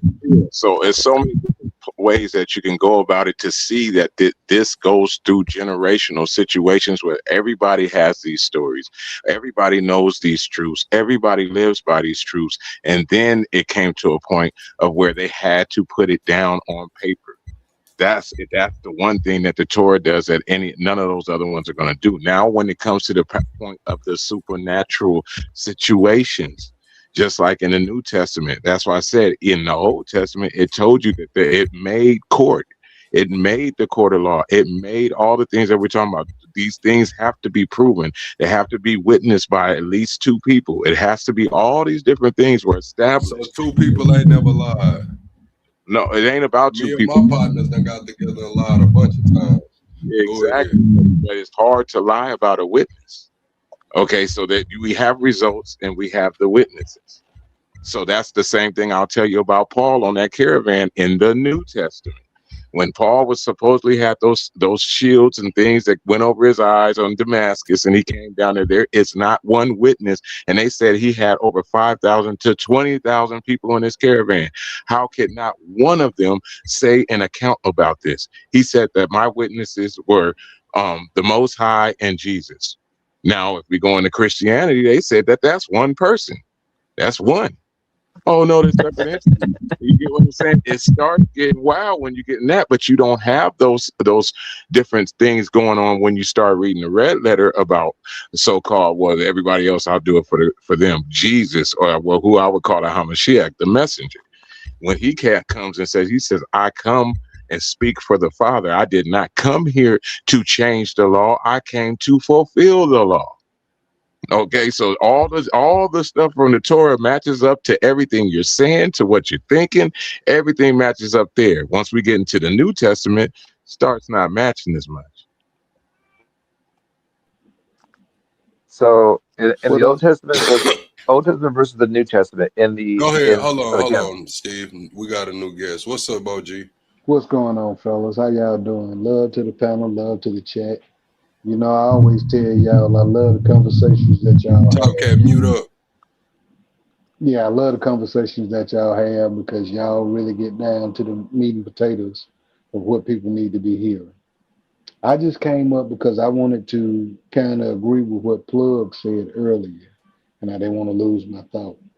And that is for the book that we follow.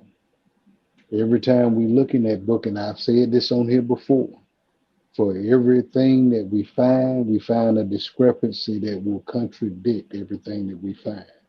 Plug made a statement that's very valid. Some of the most valid scholars in that book have all committed sins. You can go from David to Solomon, and the list will go on all the way to the beginning with Adam and Eve. The same Ten Commandments that we read about, everybody in some scripture has broken those commandments.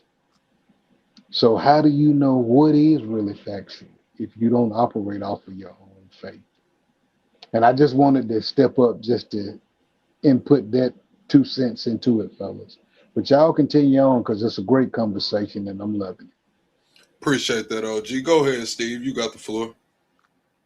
So the Old Testament, the first five books are the Torah. Torah was written by Moses allegedly. This is the part that I don't get. So in the book of Exodus, it says that, and I'm not quote don't quote me exactly, but basically that one day Moses walked the top of the mountain like a goat, just kind of skimmied up there, and he just died. And then the angel buried him, all this stuff. Okay, if Moses wrote this, how did Moses write about his own death? That was my first question. And then if we continue on to the New Testament, I mean, basically, it's a toss up between the writings of Christ, the ideas of Christ, and the ideas of Paul, or Paulinian, as Topcat was saying. And the whole thing is really written by Paul, and it's completely opposite of what Christ taught. So that's why I kind of reject. You have to reject the Old Testament of the New Testament because it's not the teachings of Hold on. Christ; Let me stop you it's the right there, teachings of Steve. Paul. Let me stop you right there, Steve, because you can't tell me what I have to reject. You can't tell me or anybody here what we have to reject. That's what I was kind of trying to tell you earlier. I'm not trying to push my beliefs off on you, but now I see that it's obvious you trying to push your beliefs off on us. So let me just stop you right Like there. tarot I don't cards. have to Can, do can, can, anything. can I clarify what I meant when I say that? What I'm No, you saying is said that you have to. I know what you okay, but meant. hear me I out. know you said Well, what you meant. let me clarify. If you are a true follower of Christ, of the Christos, a follower of the way, then if you're following Paul, you're not following the way. So I should say this: it's a choice that you should make. Are you going to follow Christ, which means you have to search and find the truth, or are you going to be a Paulinian and do exactly the opposite of what he wants? That's a choice that everyone has to make on their own choice. Because it's easy just to follow the wide, narrow path that Paul laid out. That's not the message that Christ taught at all. And so, if you really want to know Christ's message, you have to dig in I the don't Old know if I should Testament. be taking the Bible lessons from your ass. You be playing Just with the tarot cards and shit. I'm just gonna keep it all the way real. I get what you trying to say, but shit, I when don't the know. Hey, You don't kind of nah, push for me the my wrong own way today. education I purposes, really what's the don't. difference between Paulinian when and Yeah, I don't know. when did I ever say Jesus? that I play with tarot cards? I never said that. The difference Shit, between the You were difference between defending Paulinian the and hell Jesus. out of the validity of the tarot cards. y'all about got I'm me just ready saying to that grab my damn it's sword. that you have to study it. You have to. I mean, again, I'm about studying stuff. Like, let me answer your question. Look Nah, up, you were look up, defending it. um, look up Christ's views and Paul versus Paul's views. Just look at it for yourself. Do your own research on it, and you'll see there's a huge difference. Christ had a couple of main pillars. Number one, that women are the backbone. Women are equal to men, and they have a key part in the church. Paul did not believe that. Number two, Christ taught that children come first in the kingdom of heaven. Paul taught kids to be heard, to be seen and not heard. All right. How do Christ we taught know that that's that what Paul was teaching, though? I'm confused about it's that part. read his, just look, okay, look it up. Just look up views of Paul versus views of Christ, and it's very simple. It's the kind of a known thing. Christ was Christ was saying that there's no place in the kingdom of heaven for a rich man, and he gave and there's the example of going through the eye of a needle. All right, and you can't, a rich man has no place in the kingdom of heaven. Paul was all about working with the rich, and he wasn't the prosperity gospel, but he definitely thought the opposite. And by the way, this is the most important thing: Christ never once proselytized somebody who wasn't a Jew. Now, if he had, on the top of his cross, it would have said proselytizing. That was punishable by death in Rome. Okay, they could kill him just for that. He never once, he wouldn't even talk to a Samaritan woman, and they're still Jews. Paul only talked to Paul didn't talk into the temple. He was thrown out of the temple. He only proselytized. That's why he was killed. And by the way, all those guys that were killed for proselytizing, they deserve to die. If you're going and teaching some other faith, teaching your faith to some little kids in the Roman kids, you deserve to be killed. And that's how they all died, was doing On the most GTA, because this is not real life, and we talking about the video game. Steve, your ass be giving me shadow ban talking like that. On GTA, like unalive. That's the reason that they all got unalive, is for going and talking to kids of other, like talking to Roman kids and trying to get them to come over here, kid, come into my house and let me tell you what I believe in. That's horrifying. All right, Today well, we let's kind hear of from started Top off. Cat. That's Go horrifying. ahead, Top Cat. All right, I'm gonna come in. Hey, I'm gonna tell you something. He is hitting a lot of great points. He's not just going through the situation. So Paul wrote letters, and he said he put the names of the people that he was speaking to or about directly on it. I'm speaking to the Corinthians. I am speaking. This is a letter to this and a letter to that.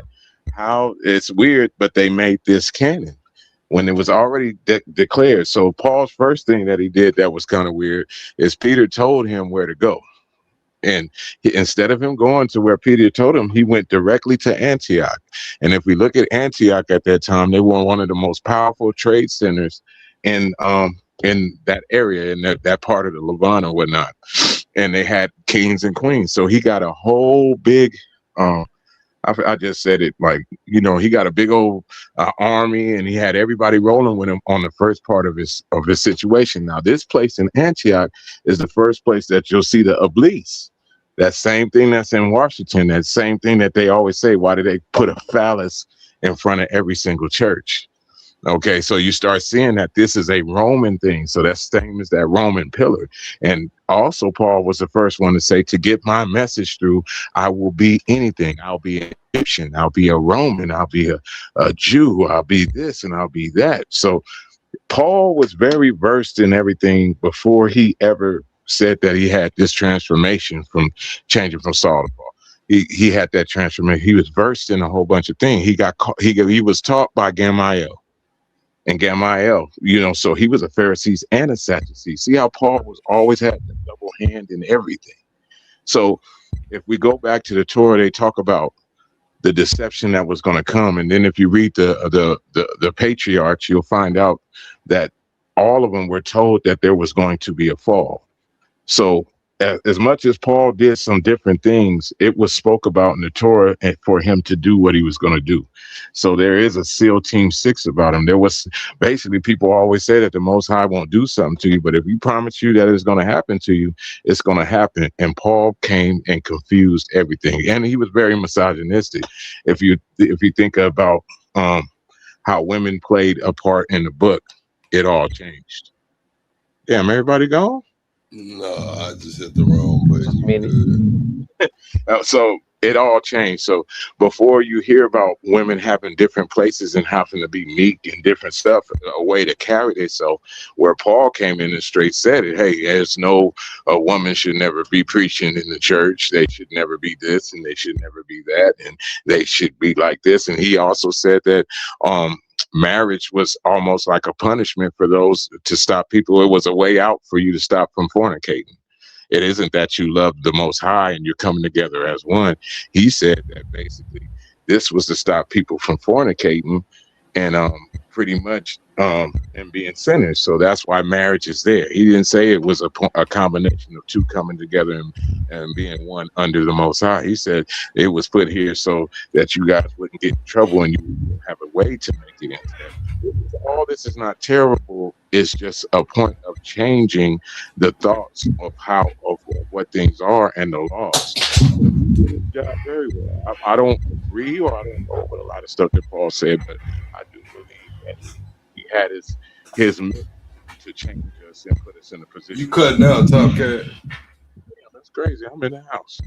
But basically I'm saying he put himself in positions to do the Most High's bidding. And it wasn't good bidding at the time. So he's not going to be looked at as a great figure by nobody but mostly Christians, because everybody know what Paul did. He was the apostle to the Gentiles. Exactly. All right. Next, you got anything? Yeah, I guess. Oh damn, how did I say it?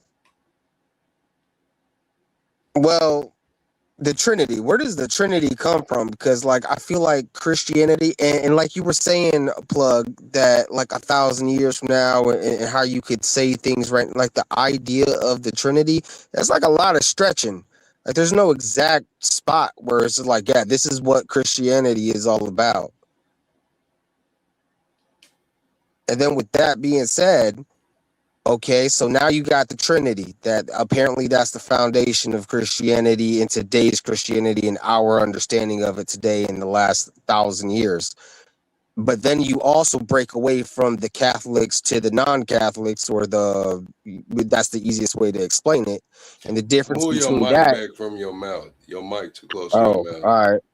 The difference between that I can tell is that the Catholics think that you have to eat the body of Christ literally. And you have to drink the blood literally, which, whew, that's weird. But then the other side of Christianity from the schism, that was the basic of the schism, and then it gets real complicated. The other side is saying, no, it doesn't have to be literal, but you do literally have to accept Jesus Christ as your personal Lord and Savior. So which one is literal? That's my problem. One of my thought exercise problems with Christianity is that, like, so are we literally eating the blood and drinking are we cannibals or are we not cannibals? I'm asking that to the Catholics. And then I turn around to the non-Catholics and I'd be like, well, if you think that it's not literal, then why do you literally have to accept him as your personal Lord and Savior just in order to say that you can follow him? Why not just follow him?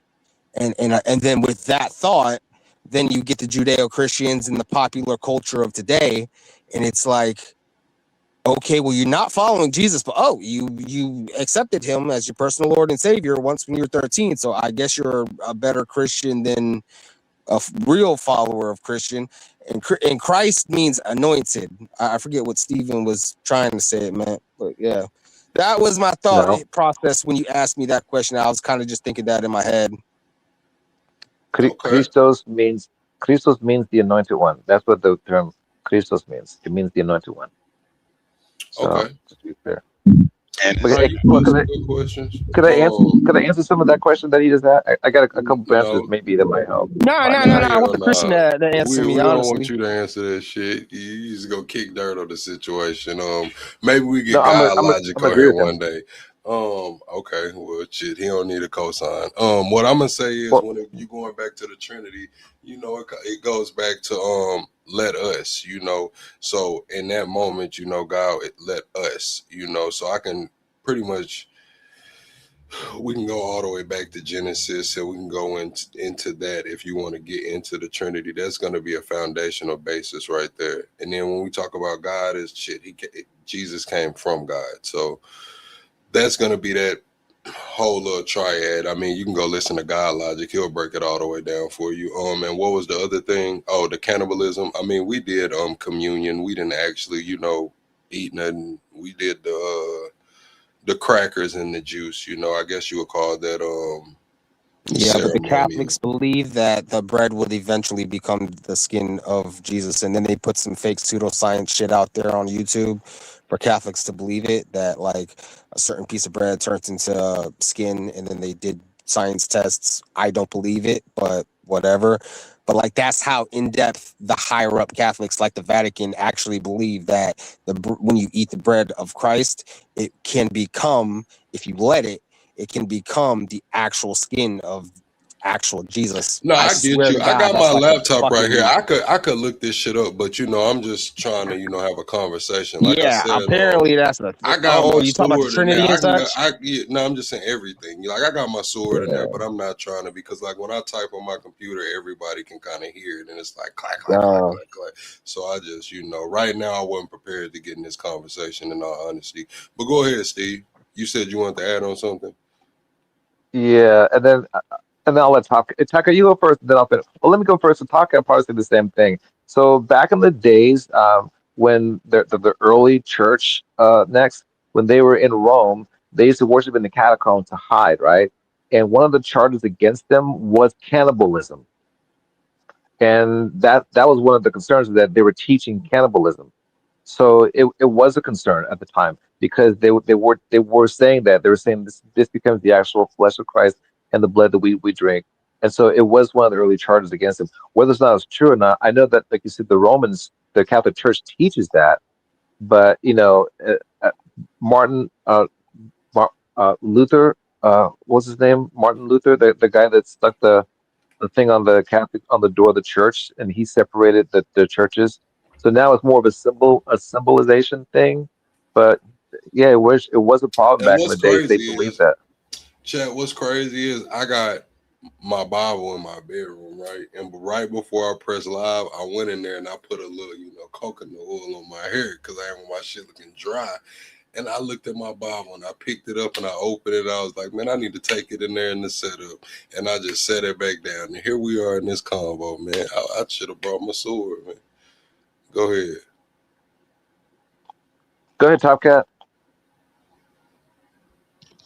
All right, man. I'm gonna break down a couple of these different things. So the first thing we started with was wasn't that that was the Trinity. Next was talking about the Trinity. Okay, the Trinity has nothing to do with nothing.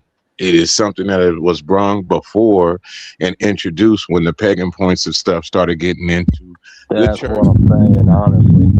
So there is a person, and this name is going to be really crazy for y'all. It's Isus. It's a god named Isus, and yeah, just put a J in front of it, and it turns into Jesus. But it's Isus. This is a pagan god now, but I don't know if he was Greek or if he was he might even actually be, what is it, the Irish people It and all was Celtic. We talked about this a while back. Celtic, Celtic, he was a Celtic god, Celtic. and that was one of the ones that were part of the Trinity. So the Trinity started with these other people. All these inceptions came in with Constantine because he was trying to get all the people together, so he accepted certain things. So that is where they made the God. There was another head of gods before they started calling it the Godhead. So if we talk about any type of plurals back in the Torah, we're going to talk about the Elohim, which is going to be way more than just three. The Godhead three. So do they have their place? Are they entities of the Most High? Yeah, most definitely. But there's only one, and that's why when you look at the first point of the Ten Commandments, it's going to tell you there's only one of me, on high, below, in the dirt, everywhere. And I'm jealous. Once you start talking about these other ones, I'm going to get upset with you because I just told you it's only one of me. Everything else is of me. I am. Everything is of me. So it's only one of me. So I'm just doing a little quick one on that, on the Trinity. And then when it came to the next point, what was the next one, y'all? What was the next thing y'all was talking about? Shit, y'all started talking about so many different things. Eating of the Cannibalism. flesh. Okay, the flesh. Okay, so when we come to the flesh, I'm glad I was really waiting on that one. So all this time I heard everybody mentioning this, and nobody mentioned the Passover. That's where this whole thing comes in. So before the Hamashiach came around, better known to other people as Jesus, there was already a Passover, the sacrificial lamb. Okay, so when Jesus, how the Bible comes around, Jesus became that sacrificial lamb that always had to go down during Pascal or Passover. He became that sacrificial lamb. And that's when they said he is being the only lamb, and that, you know, this is kind of fiction, but they say he's the only one, and that's why they say that you don't have to sacrifice a lamb no more. And that's where it became that. But we read in the Torah that it says that the blood is the Most High's. That's why we can't eat no food. All our food has to be fully cooked, and it has to be that way because the blood is the Most High's, because the blood is the life. So that's where we're having this problem where people say, oh, drink of my flesh and of my blood, and the blood is the Most High's. So it's not even, we're never supposed to have the blood. That's his. So that's a So conflict. who is us? Who is us? So I'm just asking, who is us? When he says, let us make man in our image, who is us? Us is the Elohim. Right.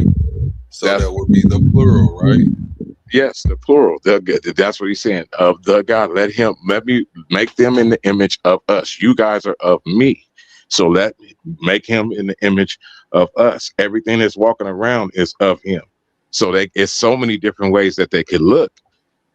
You get what I'm saying? But this is what we put together, that we all are distinctly like. So if I have wings, if I have this, I have that, I still have my 5 digits. I still walk on 2 legs, and I still move like I move. And I also have the ability to be cognitive. So Exactly. I was about to say it might have more to do with consciousness than our actual body. This is what I'm saying. I'll be trying not to get too in deep with it, but when it comes to the flesh of the Hamashiach, it's the sacrificial lamb. So when people came out of Mizraim, we're talking about out of Egypt, when the Hebrews came out of Egypt, he said, do my Passover forever. Forever. You're never not supposed to not do the Passover. But when it came to Christianity, they changed it and it became sacrament. Instead of one time a year that you do the Passover, now they do it on a monthly basis. This came in a whole bunch with Pauline doctrine. So when they had the Last Supper, it was during Passover. That was Passover. Okay, so Jesus never did nothing no different than the Most High said. That's what Steve was trying to tell you. He never went against the word. He never went against the Torah. Everything that he ever did was Torah. That's where we come with it. That's where we come with it. So the sacrificial lamb, most Christians say that, okay, because Jesus was supposed to be the last sacrifice, it's supposed to be then changed, that we're not supposed to do Passover. Where me being an Israelite, we have to do Passover because the Most High said you do this forever. And for me to say that we're not supposed to do it forever, that's going against the Most High's words. This is God's words. He said, do it forever. So I have Passover next month. And yes, I do sacrifice a lamb every year. Do you eat the lamb? You eat the lamb, right? So I have to eat it in a rush and in a hurry. I have to eat it like the greediest man around. And yes, and then I drink some wine and all these things. I have to do that because it's showing what we had to do when we left Mizraim. So every 14 days after the equinox, we start into the Passover. That's why I've been telling y'all I'm going to be fasting and doing all the stuff that I have to do. And you know, that's the same as sacrament. And this is something that's been usurped by everyone. So Christians do it. You get what I'm saying? That's what we're talking about, Lent. That's why we're talking about Ramadan. That's why we're talking about all these different things are the points of positions of the Passover. So that's where the flesh eating stuff comes in. But that's the pagan part of it. That's because there were people actually eating flesh. Because God, you know, he said there's people that are doing abominations, have done every abomination. That means they were eating flesh, eating each other and doing all these different things. So that was going on. And then you see right there where the convergence of it comes in. Right on, well, basically Africa, but where they talk about the Levant, because we had different people coming from different cultures. That's what Constantine brought all together. That's why we have everything getting changed. That's why the Sabbath, we don't go to church on Saturday. When I was used to be in Baptist church, we go on Sunday. That Constantine changed all these different things. Before that, it was always the Sabbath. It was always Passover. And in there, and I'm telling y'all to watch, go look at that documentary, the Black Mummy. You will see that Passover has been being followed for thousands of years before writing. They all came together and put these rocks and stones and sacrificed animals to the Most High before they ever wrote a book or wrote a letter or did anything. They had already been doing it. It was a practice that started again after they had you basically have been in the ghettos in Egypt. You know, them folks that they show over there that look like black people, you know, with the braids and stuff. Okay. Well, yeah, chat. Y'all got anything else y'all want to cover? I mean, I had a couple more points, but I'm gonna get my shit together, and I'm finna come at y'all with shit, man. Don't worry, I'm gonna get my shit together. I'm gonna come at y'all. Yeah, y'all better stick to the tour, because if we go in the Old Testament, I Hey, might no. have something for y'all. But what about the other stuff that we talked about today? Be more Man, what's specific. her name? She needs to pipe down if she ain't gonna get anything interesting. The last couple of episodes has been nothing, just been her talking shit. Nah, But I mean, there was a few episodes where she was dropping hella names. I And disagree with you. I think these last two episodes said a total lot. were you watching her like 2 months ago, 3 months ago? I mean, yeah, but that was hype. But if you listen, this is Nah, about that shit was dropping names, bro. Names on names on names and connecting dots on names.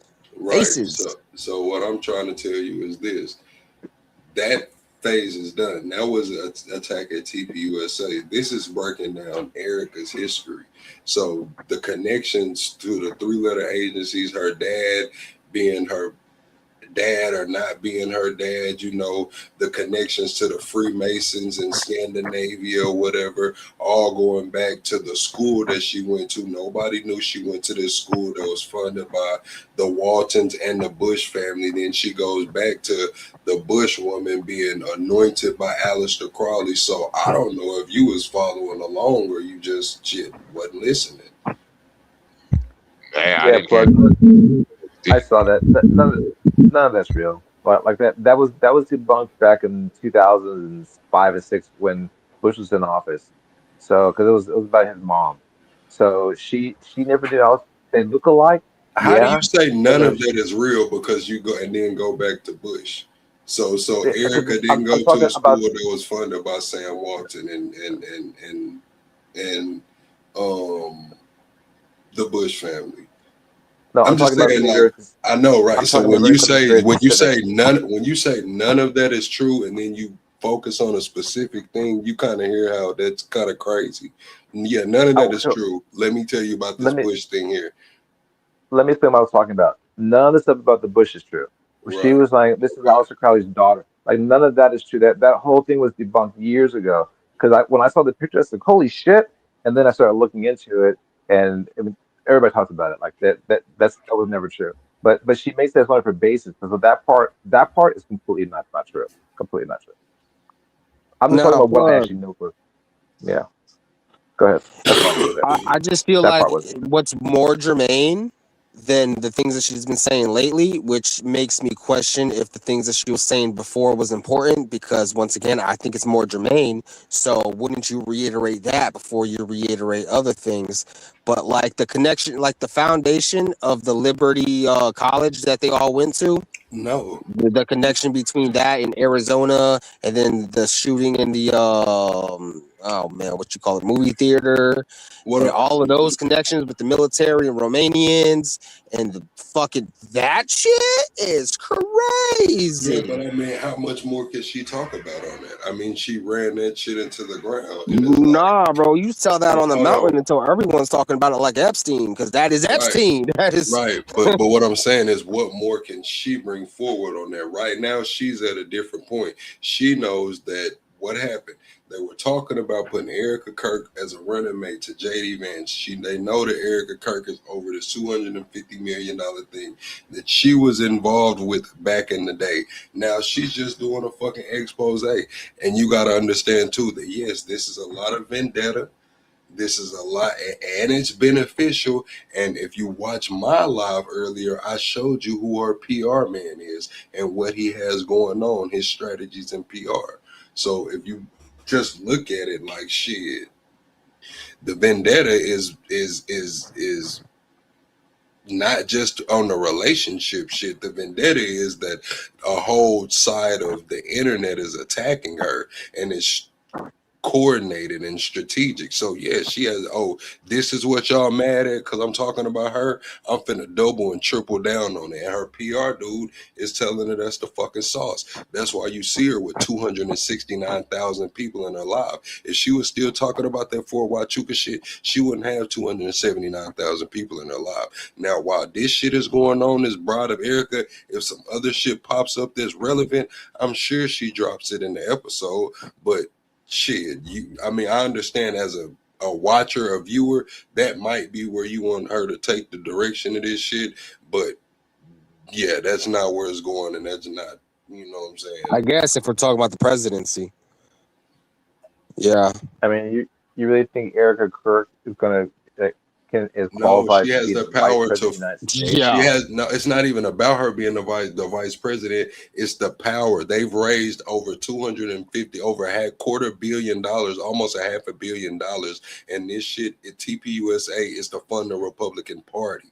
It's to fund not only the Republican Party, but the people that they want in control. Not only is it just Erika Kirk having sitting on the chair, I'm vice president. No, it's the TPUSA money, the money where she's saying it's coming from. These people that offered $150 million, they're going to be the ones to get the whole next generation of young Republicans out here to vote. Not only vote, but vote for their candidate, whoever that may be. Man, I hope not. We need more Republicans on this live, by the way. It's a scam. I hope not. So right now you have a coordinated effort. This is Candace's attack. This is going to be a stretch. This is going to be content from now until the election. Just like Nick Fuentes is saying he's going after JD Vance. That's between now and this election. Just like he said he's coming at Vivek Ramaswamy for this midterms.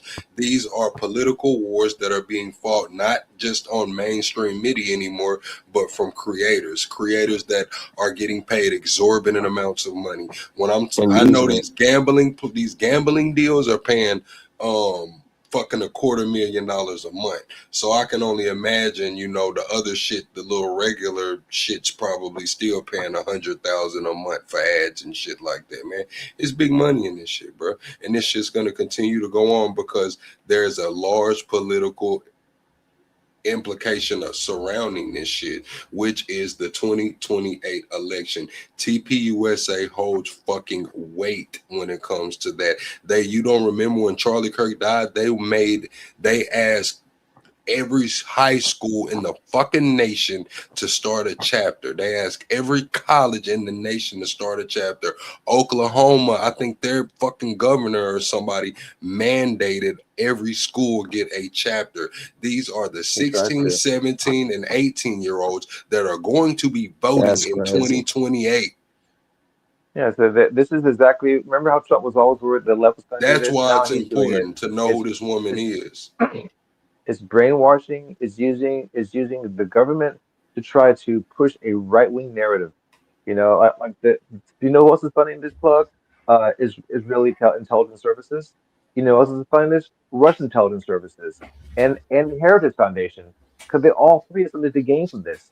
This is the worst thing possible. Yeah, but they're not playing the same game though. That TPUSA, no, they're all the way Plug just explained it, that's revolutionary the way they're talking about it. No, what I'm saying they're funding Team PUSA. So who is it? Is it the Russians? Is it the Israelis? Is it just the grassroots? Everybody's fucking not just funding that. them. Is it Qatar? Everybody's funding them. So what I'm gonna say is this: they are building a base. A base. They'll get awards. You'll get chapter awards for signing people up. They're building blind loyalty. at an early age. We're talking about chapters in high schools. They'll probably start going to junior high schools and shit. So from ninth grade, you get in this TPUSA chapter, man, and it's just bread. Now you have your friends are all in the chapter. Now you getting it by the group. Now they're little brothers and shit. Oh, my brother was part of that chapter at school. I'm gonna go. This is a fucking funnel. And they have $250 million behind this funnel. That's why it's important. And it's not grassroots. That's my whole point. It's funded by big money, and in the end, they're going to have all these organizations that are going to be all empty because people are going to go and debate these guys, and they're going to destroy them. Man, that Just like shit's Charlie not. Kirk got No, destroyed on it's every not going to freaking be campus. empty. I disagree with $250 million fucking dollars, and this is just one cycle. They're not even done raising. That shit will never be empty. Never. It's They're not not even raising. about the debate. What I'm telling you is it's not about the debate. It's about sheer numbers. They're trying to put a chapter on every school. The Dems have It's nothing about to burning books and compete with writing it right Bibles. now. They just had a fucking WWE Fest, Amfest, or whatever it was, not whatever. Then they had Charlie Kirk. At every one of these events, they have fucking voter booths signing people up to vote, getting damn freedom t-shirts and shit, man. This is a funnel at the large. This is the largest political funnel we have ever seen. Now we've seen bigger funnel. You know what the bigger funnel was? The bigger funnel was the Tea Party. And compiled by the Koch brothers. Nah, And nah, once not the it Man, happened to listen, the same. Tea I wasn't Party, He's alive when. Listen, I fizzled wasn't out. alive for that Tea Party shit, man. I wasn't alive for that shit, man. I'm talking no, about right here, no, right no. I now. think he's talking about the '08 shit, Oh, the which is way 08 shit. Yeah. smaller. Oh, hell That was no. Tea, way Hell Tea, no. smaller. Tea Party was in 2010. Nah, that You guys are shit's both not. alive. No, hell no, no. I think you That's talking about some nowhere old shit. near the It ain't size of nothing the like thing that this. Plug is describing. Social media hadn't even Okay, developed like that in 2010. Social media, it wasn't even where it is now. you guys didn't This follow the whole shit Tea is Party on thing, steroids, man. but Okay, yeah, but do yeah, you see these I shorts understand. and what they do with these kids? And then if you're going into schools and then you're putting Bibles in the schools and shit like that, and then saying that you're not a real American or you're not a real Christian unless if you're TPUSA in the Yeah, and there's gonna school, be a and then backlash to that, you put gasoline on that shit with fucking shorts. Like and there's gonna be I and see there's where gonna be a Plug's coming backlash to from right that. there. That is scary. Yeah, I'm just telling you, there's gonna be a backlash to that because they're gonna get in those schools and they're gonna try to debate things like that, and they're gonna get destroyed because their That's the arguments are thing. stupid. What they're talking about is What stupid, I'm and it's trying to Like not tell it's Kirk, not you is gonna this. last. like Kirk's asshole ass. This is what I'm trying to tell Yeah, you, he Steve. gets I destroyed don't every know time. if you're out of touch or what, but people don't give a fuck. This is a community. They don't care if their Yeah, community sounds cool at the debate. They don't care if their community is their community, and this is uh, one of the largest communities we have seen. I think these kids care about politics, man. These kids care about socializing and having camaraderie and shit, man. This is why I say blind loyalty.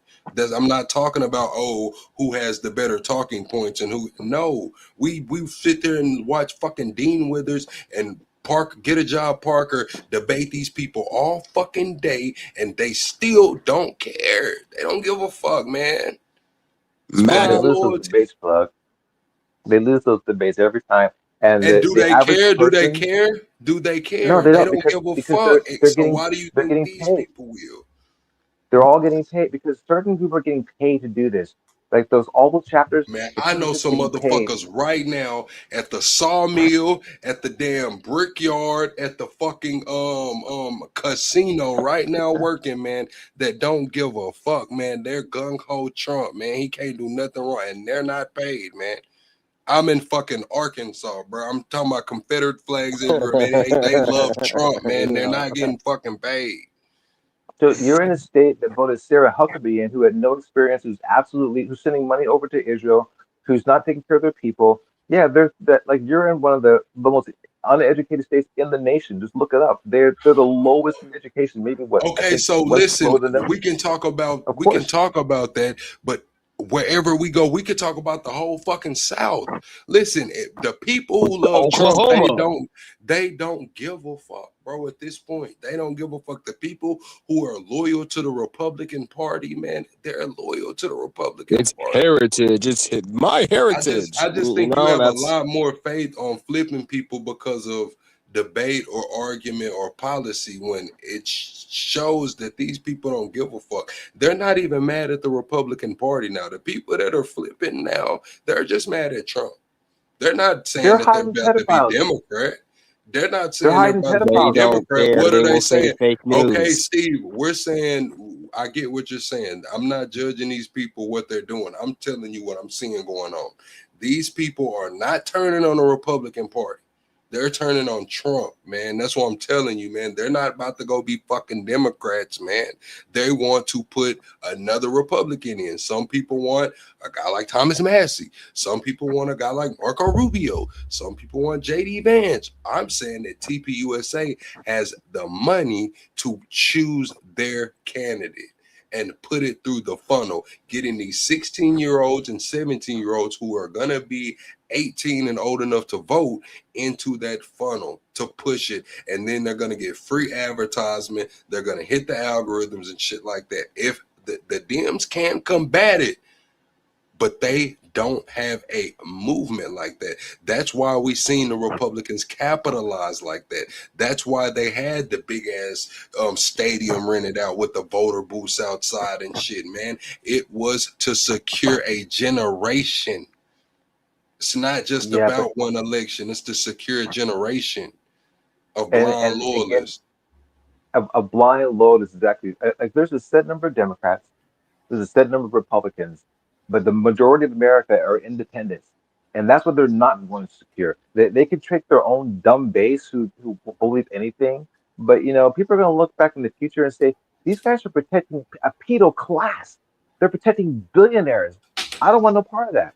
And so maybe they might get their kids to vote for the Republican Party, but they're not going to get the average individual independent to support them ever. And that's what I'm saying is going to happen. Just give it time. Watch, because all these are all plants. They're all making money doing this. It's a giant grift. Get these guys in. Let's get their money and let's get them into our little cult. Right? No cults ever really succeed, You and believe in that, but it's you going to don't fail. believe Jesus coming. It's crazy. Go Bro, ahead, man. for Jesus to come. So you're telling me that Okay, I he was just went up it into was the just a little clouds? sly joke, Steve. I promise you, man. Yeah, it's a. It's just a I little mean, sly joke, just man. that, Nah. but Steven just I'm about that, to just break that saying just shit that faith, down, bro. man. You got but just that notion is you crazy. got faith. It was a faith joke. You know what I'm saying? I'm saying that you have a lot of faith, just like I have a lot of faith. I look at numbers, and we'll let the numbers decide it. Okay.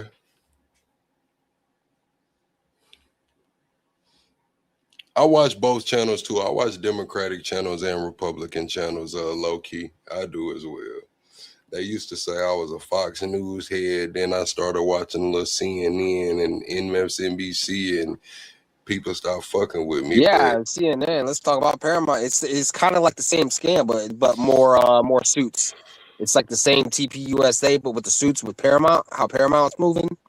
You know what I mean? CNN that's what has I was telling Steve. Like Larry Ellison's taking over, man. Larry Ellison just got all of this shit, man. It's over with. CNN has 50% Mac on it at all times. So no one watches CNN. CBS is absolute. CBN is basically Fox Light, and like you said, Larry Ellison is as Zionist as they get. Honestly, So CNN's been all that's stand gone. up through the recent years. CNN was stupid as fuck in Obama. It was almost like a joke. But Biden time, like remember, CNN is Jen Psaki. All right, this is my little conspiracy Chat, hit theory. the like button. Jen Psaki, I feel, quit the White House because she saw Biden. And then she went and told her CNN peoples without telling her CNN people. You understand? I believe Jen Psaki is the reason why Biden had to go on stage with no script. Somebody told CNN to tell them no motherfucking script. No scripts, no, the thing that you can read, no, none of that. I feel like CNN outed Biden. They dry snitched on Biden, basically. So shout out to CNN on that. I don't think that they're actually real left. Or I mean they are left at the end of the day, but I think they try real hard to be moderate. And All I right, like that when I see it. They actually try to be moderate. Yes, they are left, but they try to be moderate. Unlike CNN MSNBC, has that's fucking garbage. CNN has 50% MAGA on it. Just look at the numbers. MSNBC is now called something News Now, and they're complete. By the way, Joe, Coffee Joe or Morning Joe is a Republican. Okay, so and they're as pro-war as it gets. MSNBC is never really left. Like at best, you have Rachel Maddow, who's conservative left, but that's not. She's a liberal. But there's no progressive news channel out there, like a Mamdani style news channel, and that's what we need, because that's what the people really want. But it doesn't exist. CNN is not left. They're centrist at best.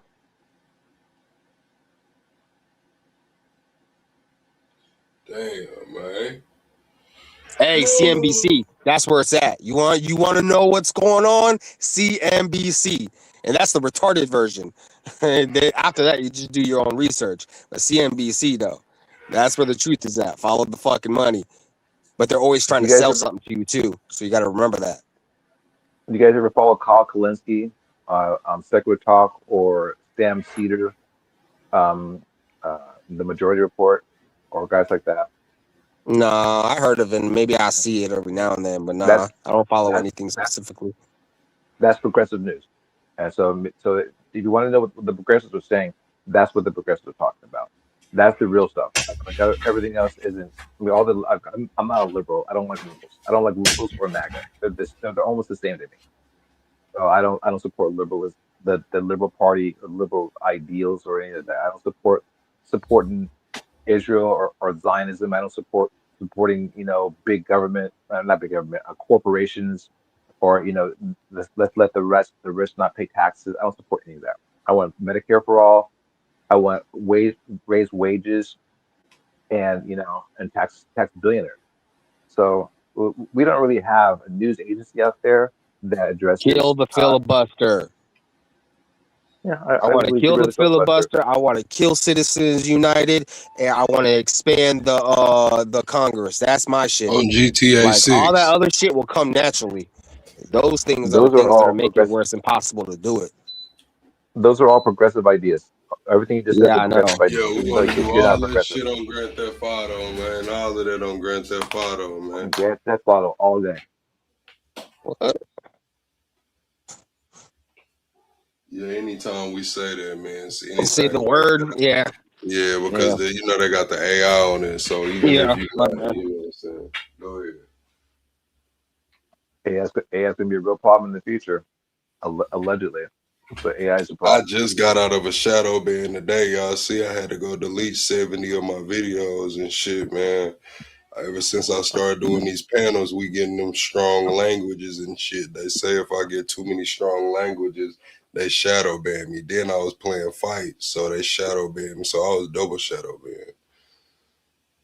I had to delete like 60 videos, and it was a struggle. Yo, that one episode where we went real hard in the S word. That probably did it, bro. Hmm. Yeah, for sure. They had me. I remember, like, I think yesterday was the first live I had to hit over like 9,000 in like 2 weeks. 9,000 what? Views. That's cool. I mean, shit, normally I do like 30, 40, 50K. Oh, okay. Well, that's cooler though.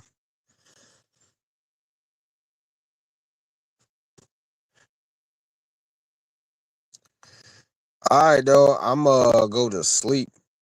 Nice talking Yeah, it was with y'all. good conversation. Yeah. I was going to talk to you next. I was going to talk to you, Top Cat, and I do appreciate you looking out for us all. Driving, y'all. I'm sorry. I'm gonna be back at the house in a minute. I just couldn't get out. I'm trying to get my fellowship and everything together, so I've been keeping my mouth shut. I'm going to eat some ice cream and go to bed myself. I'll talk to you later. Good night.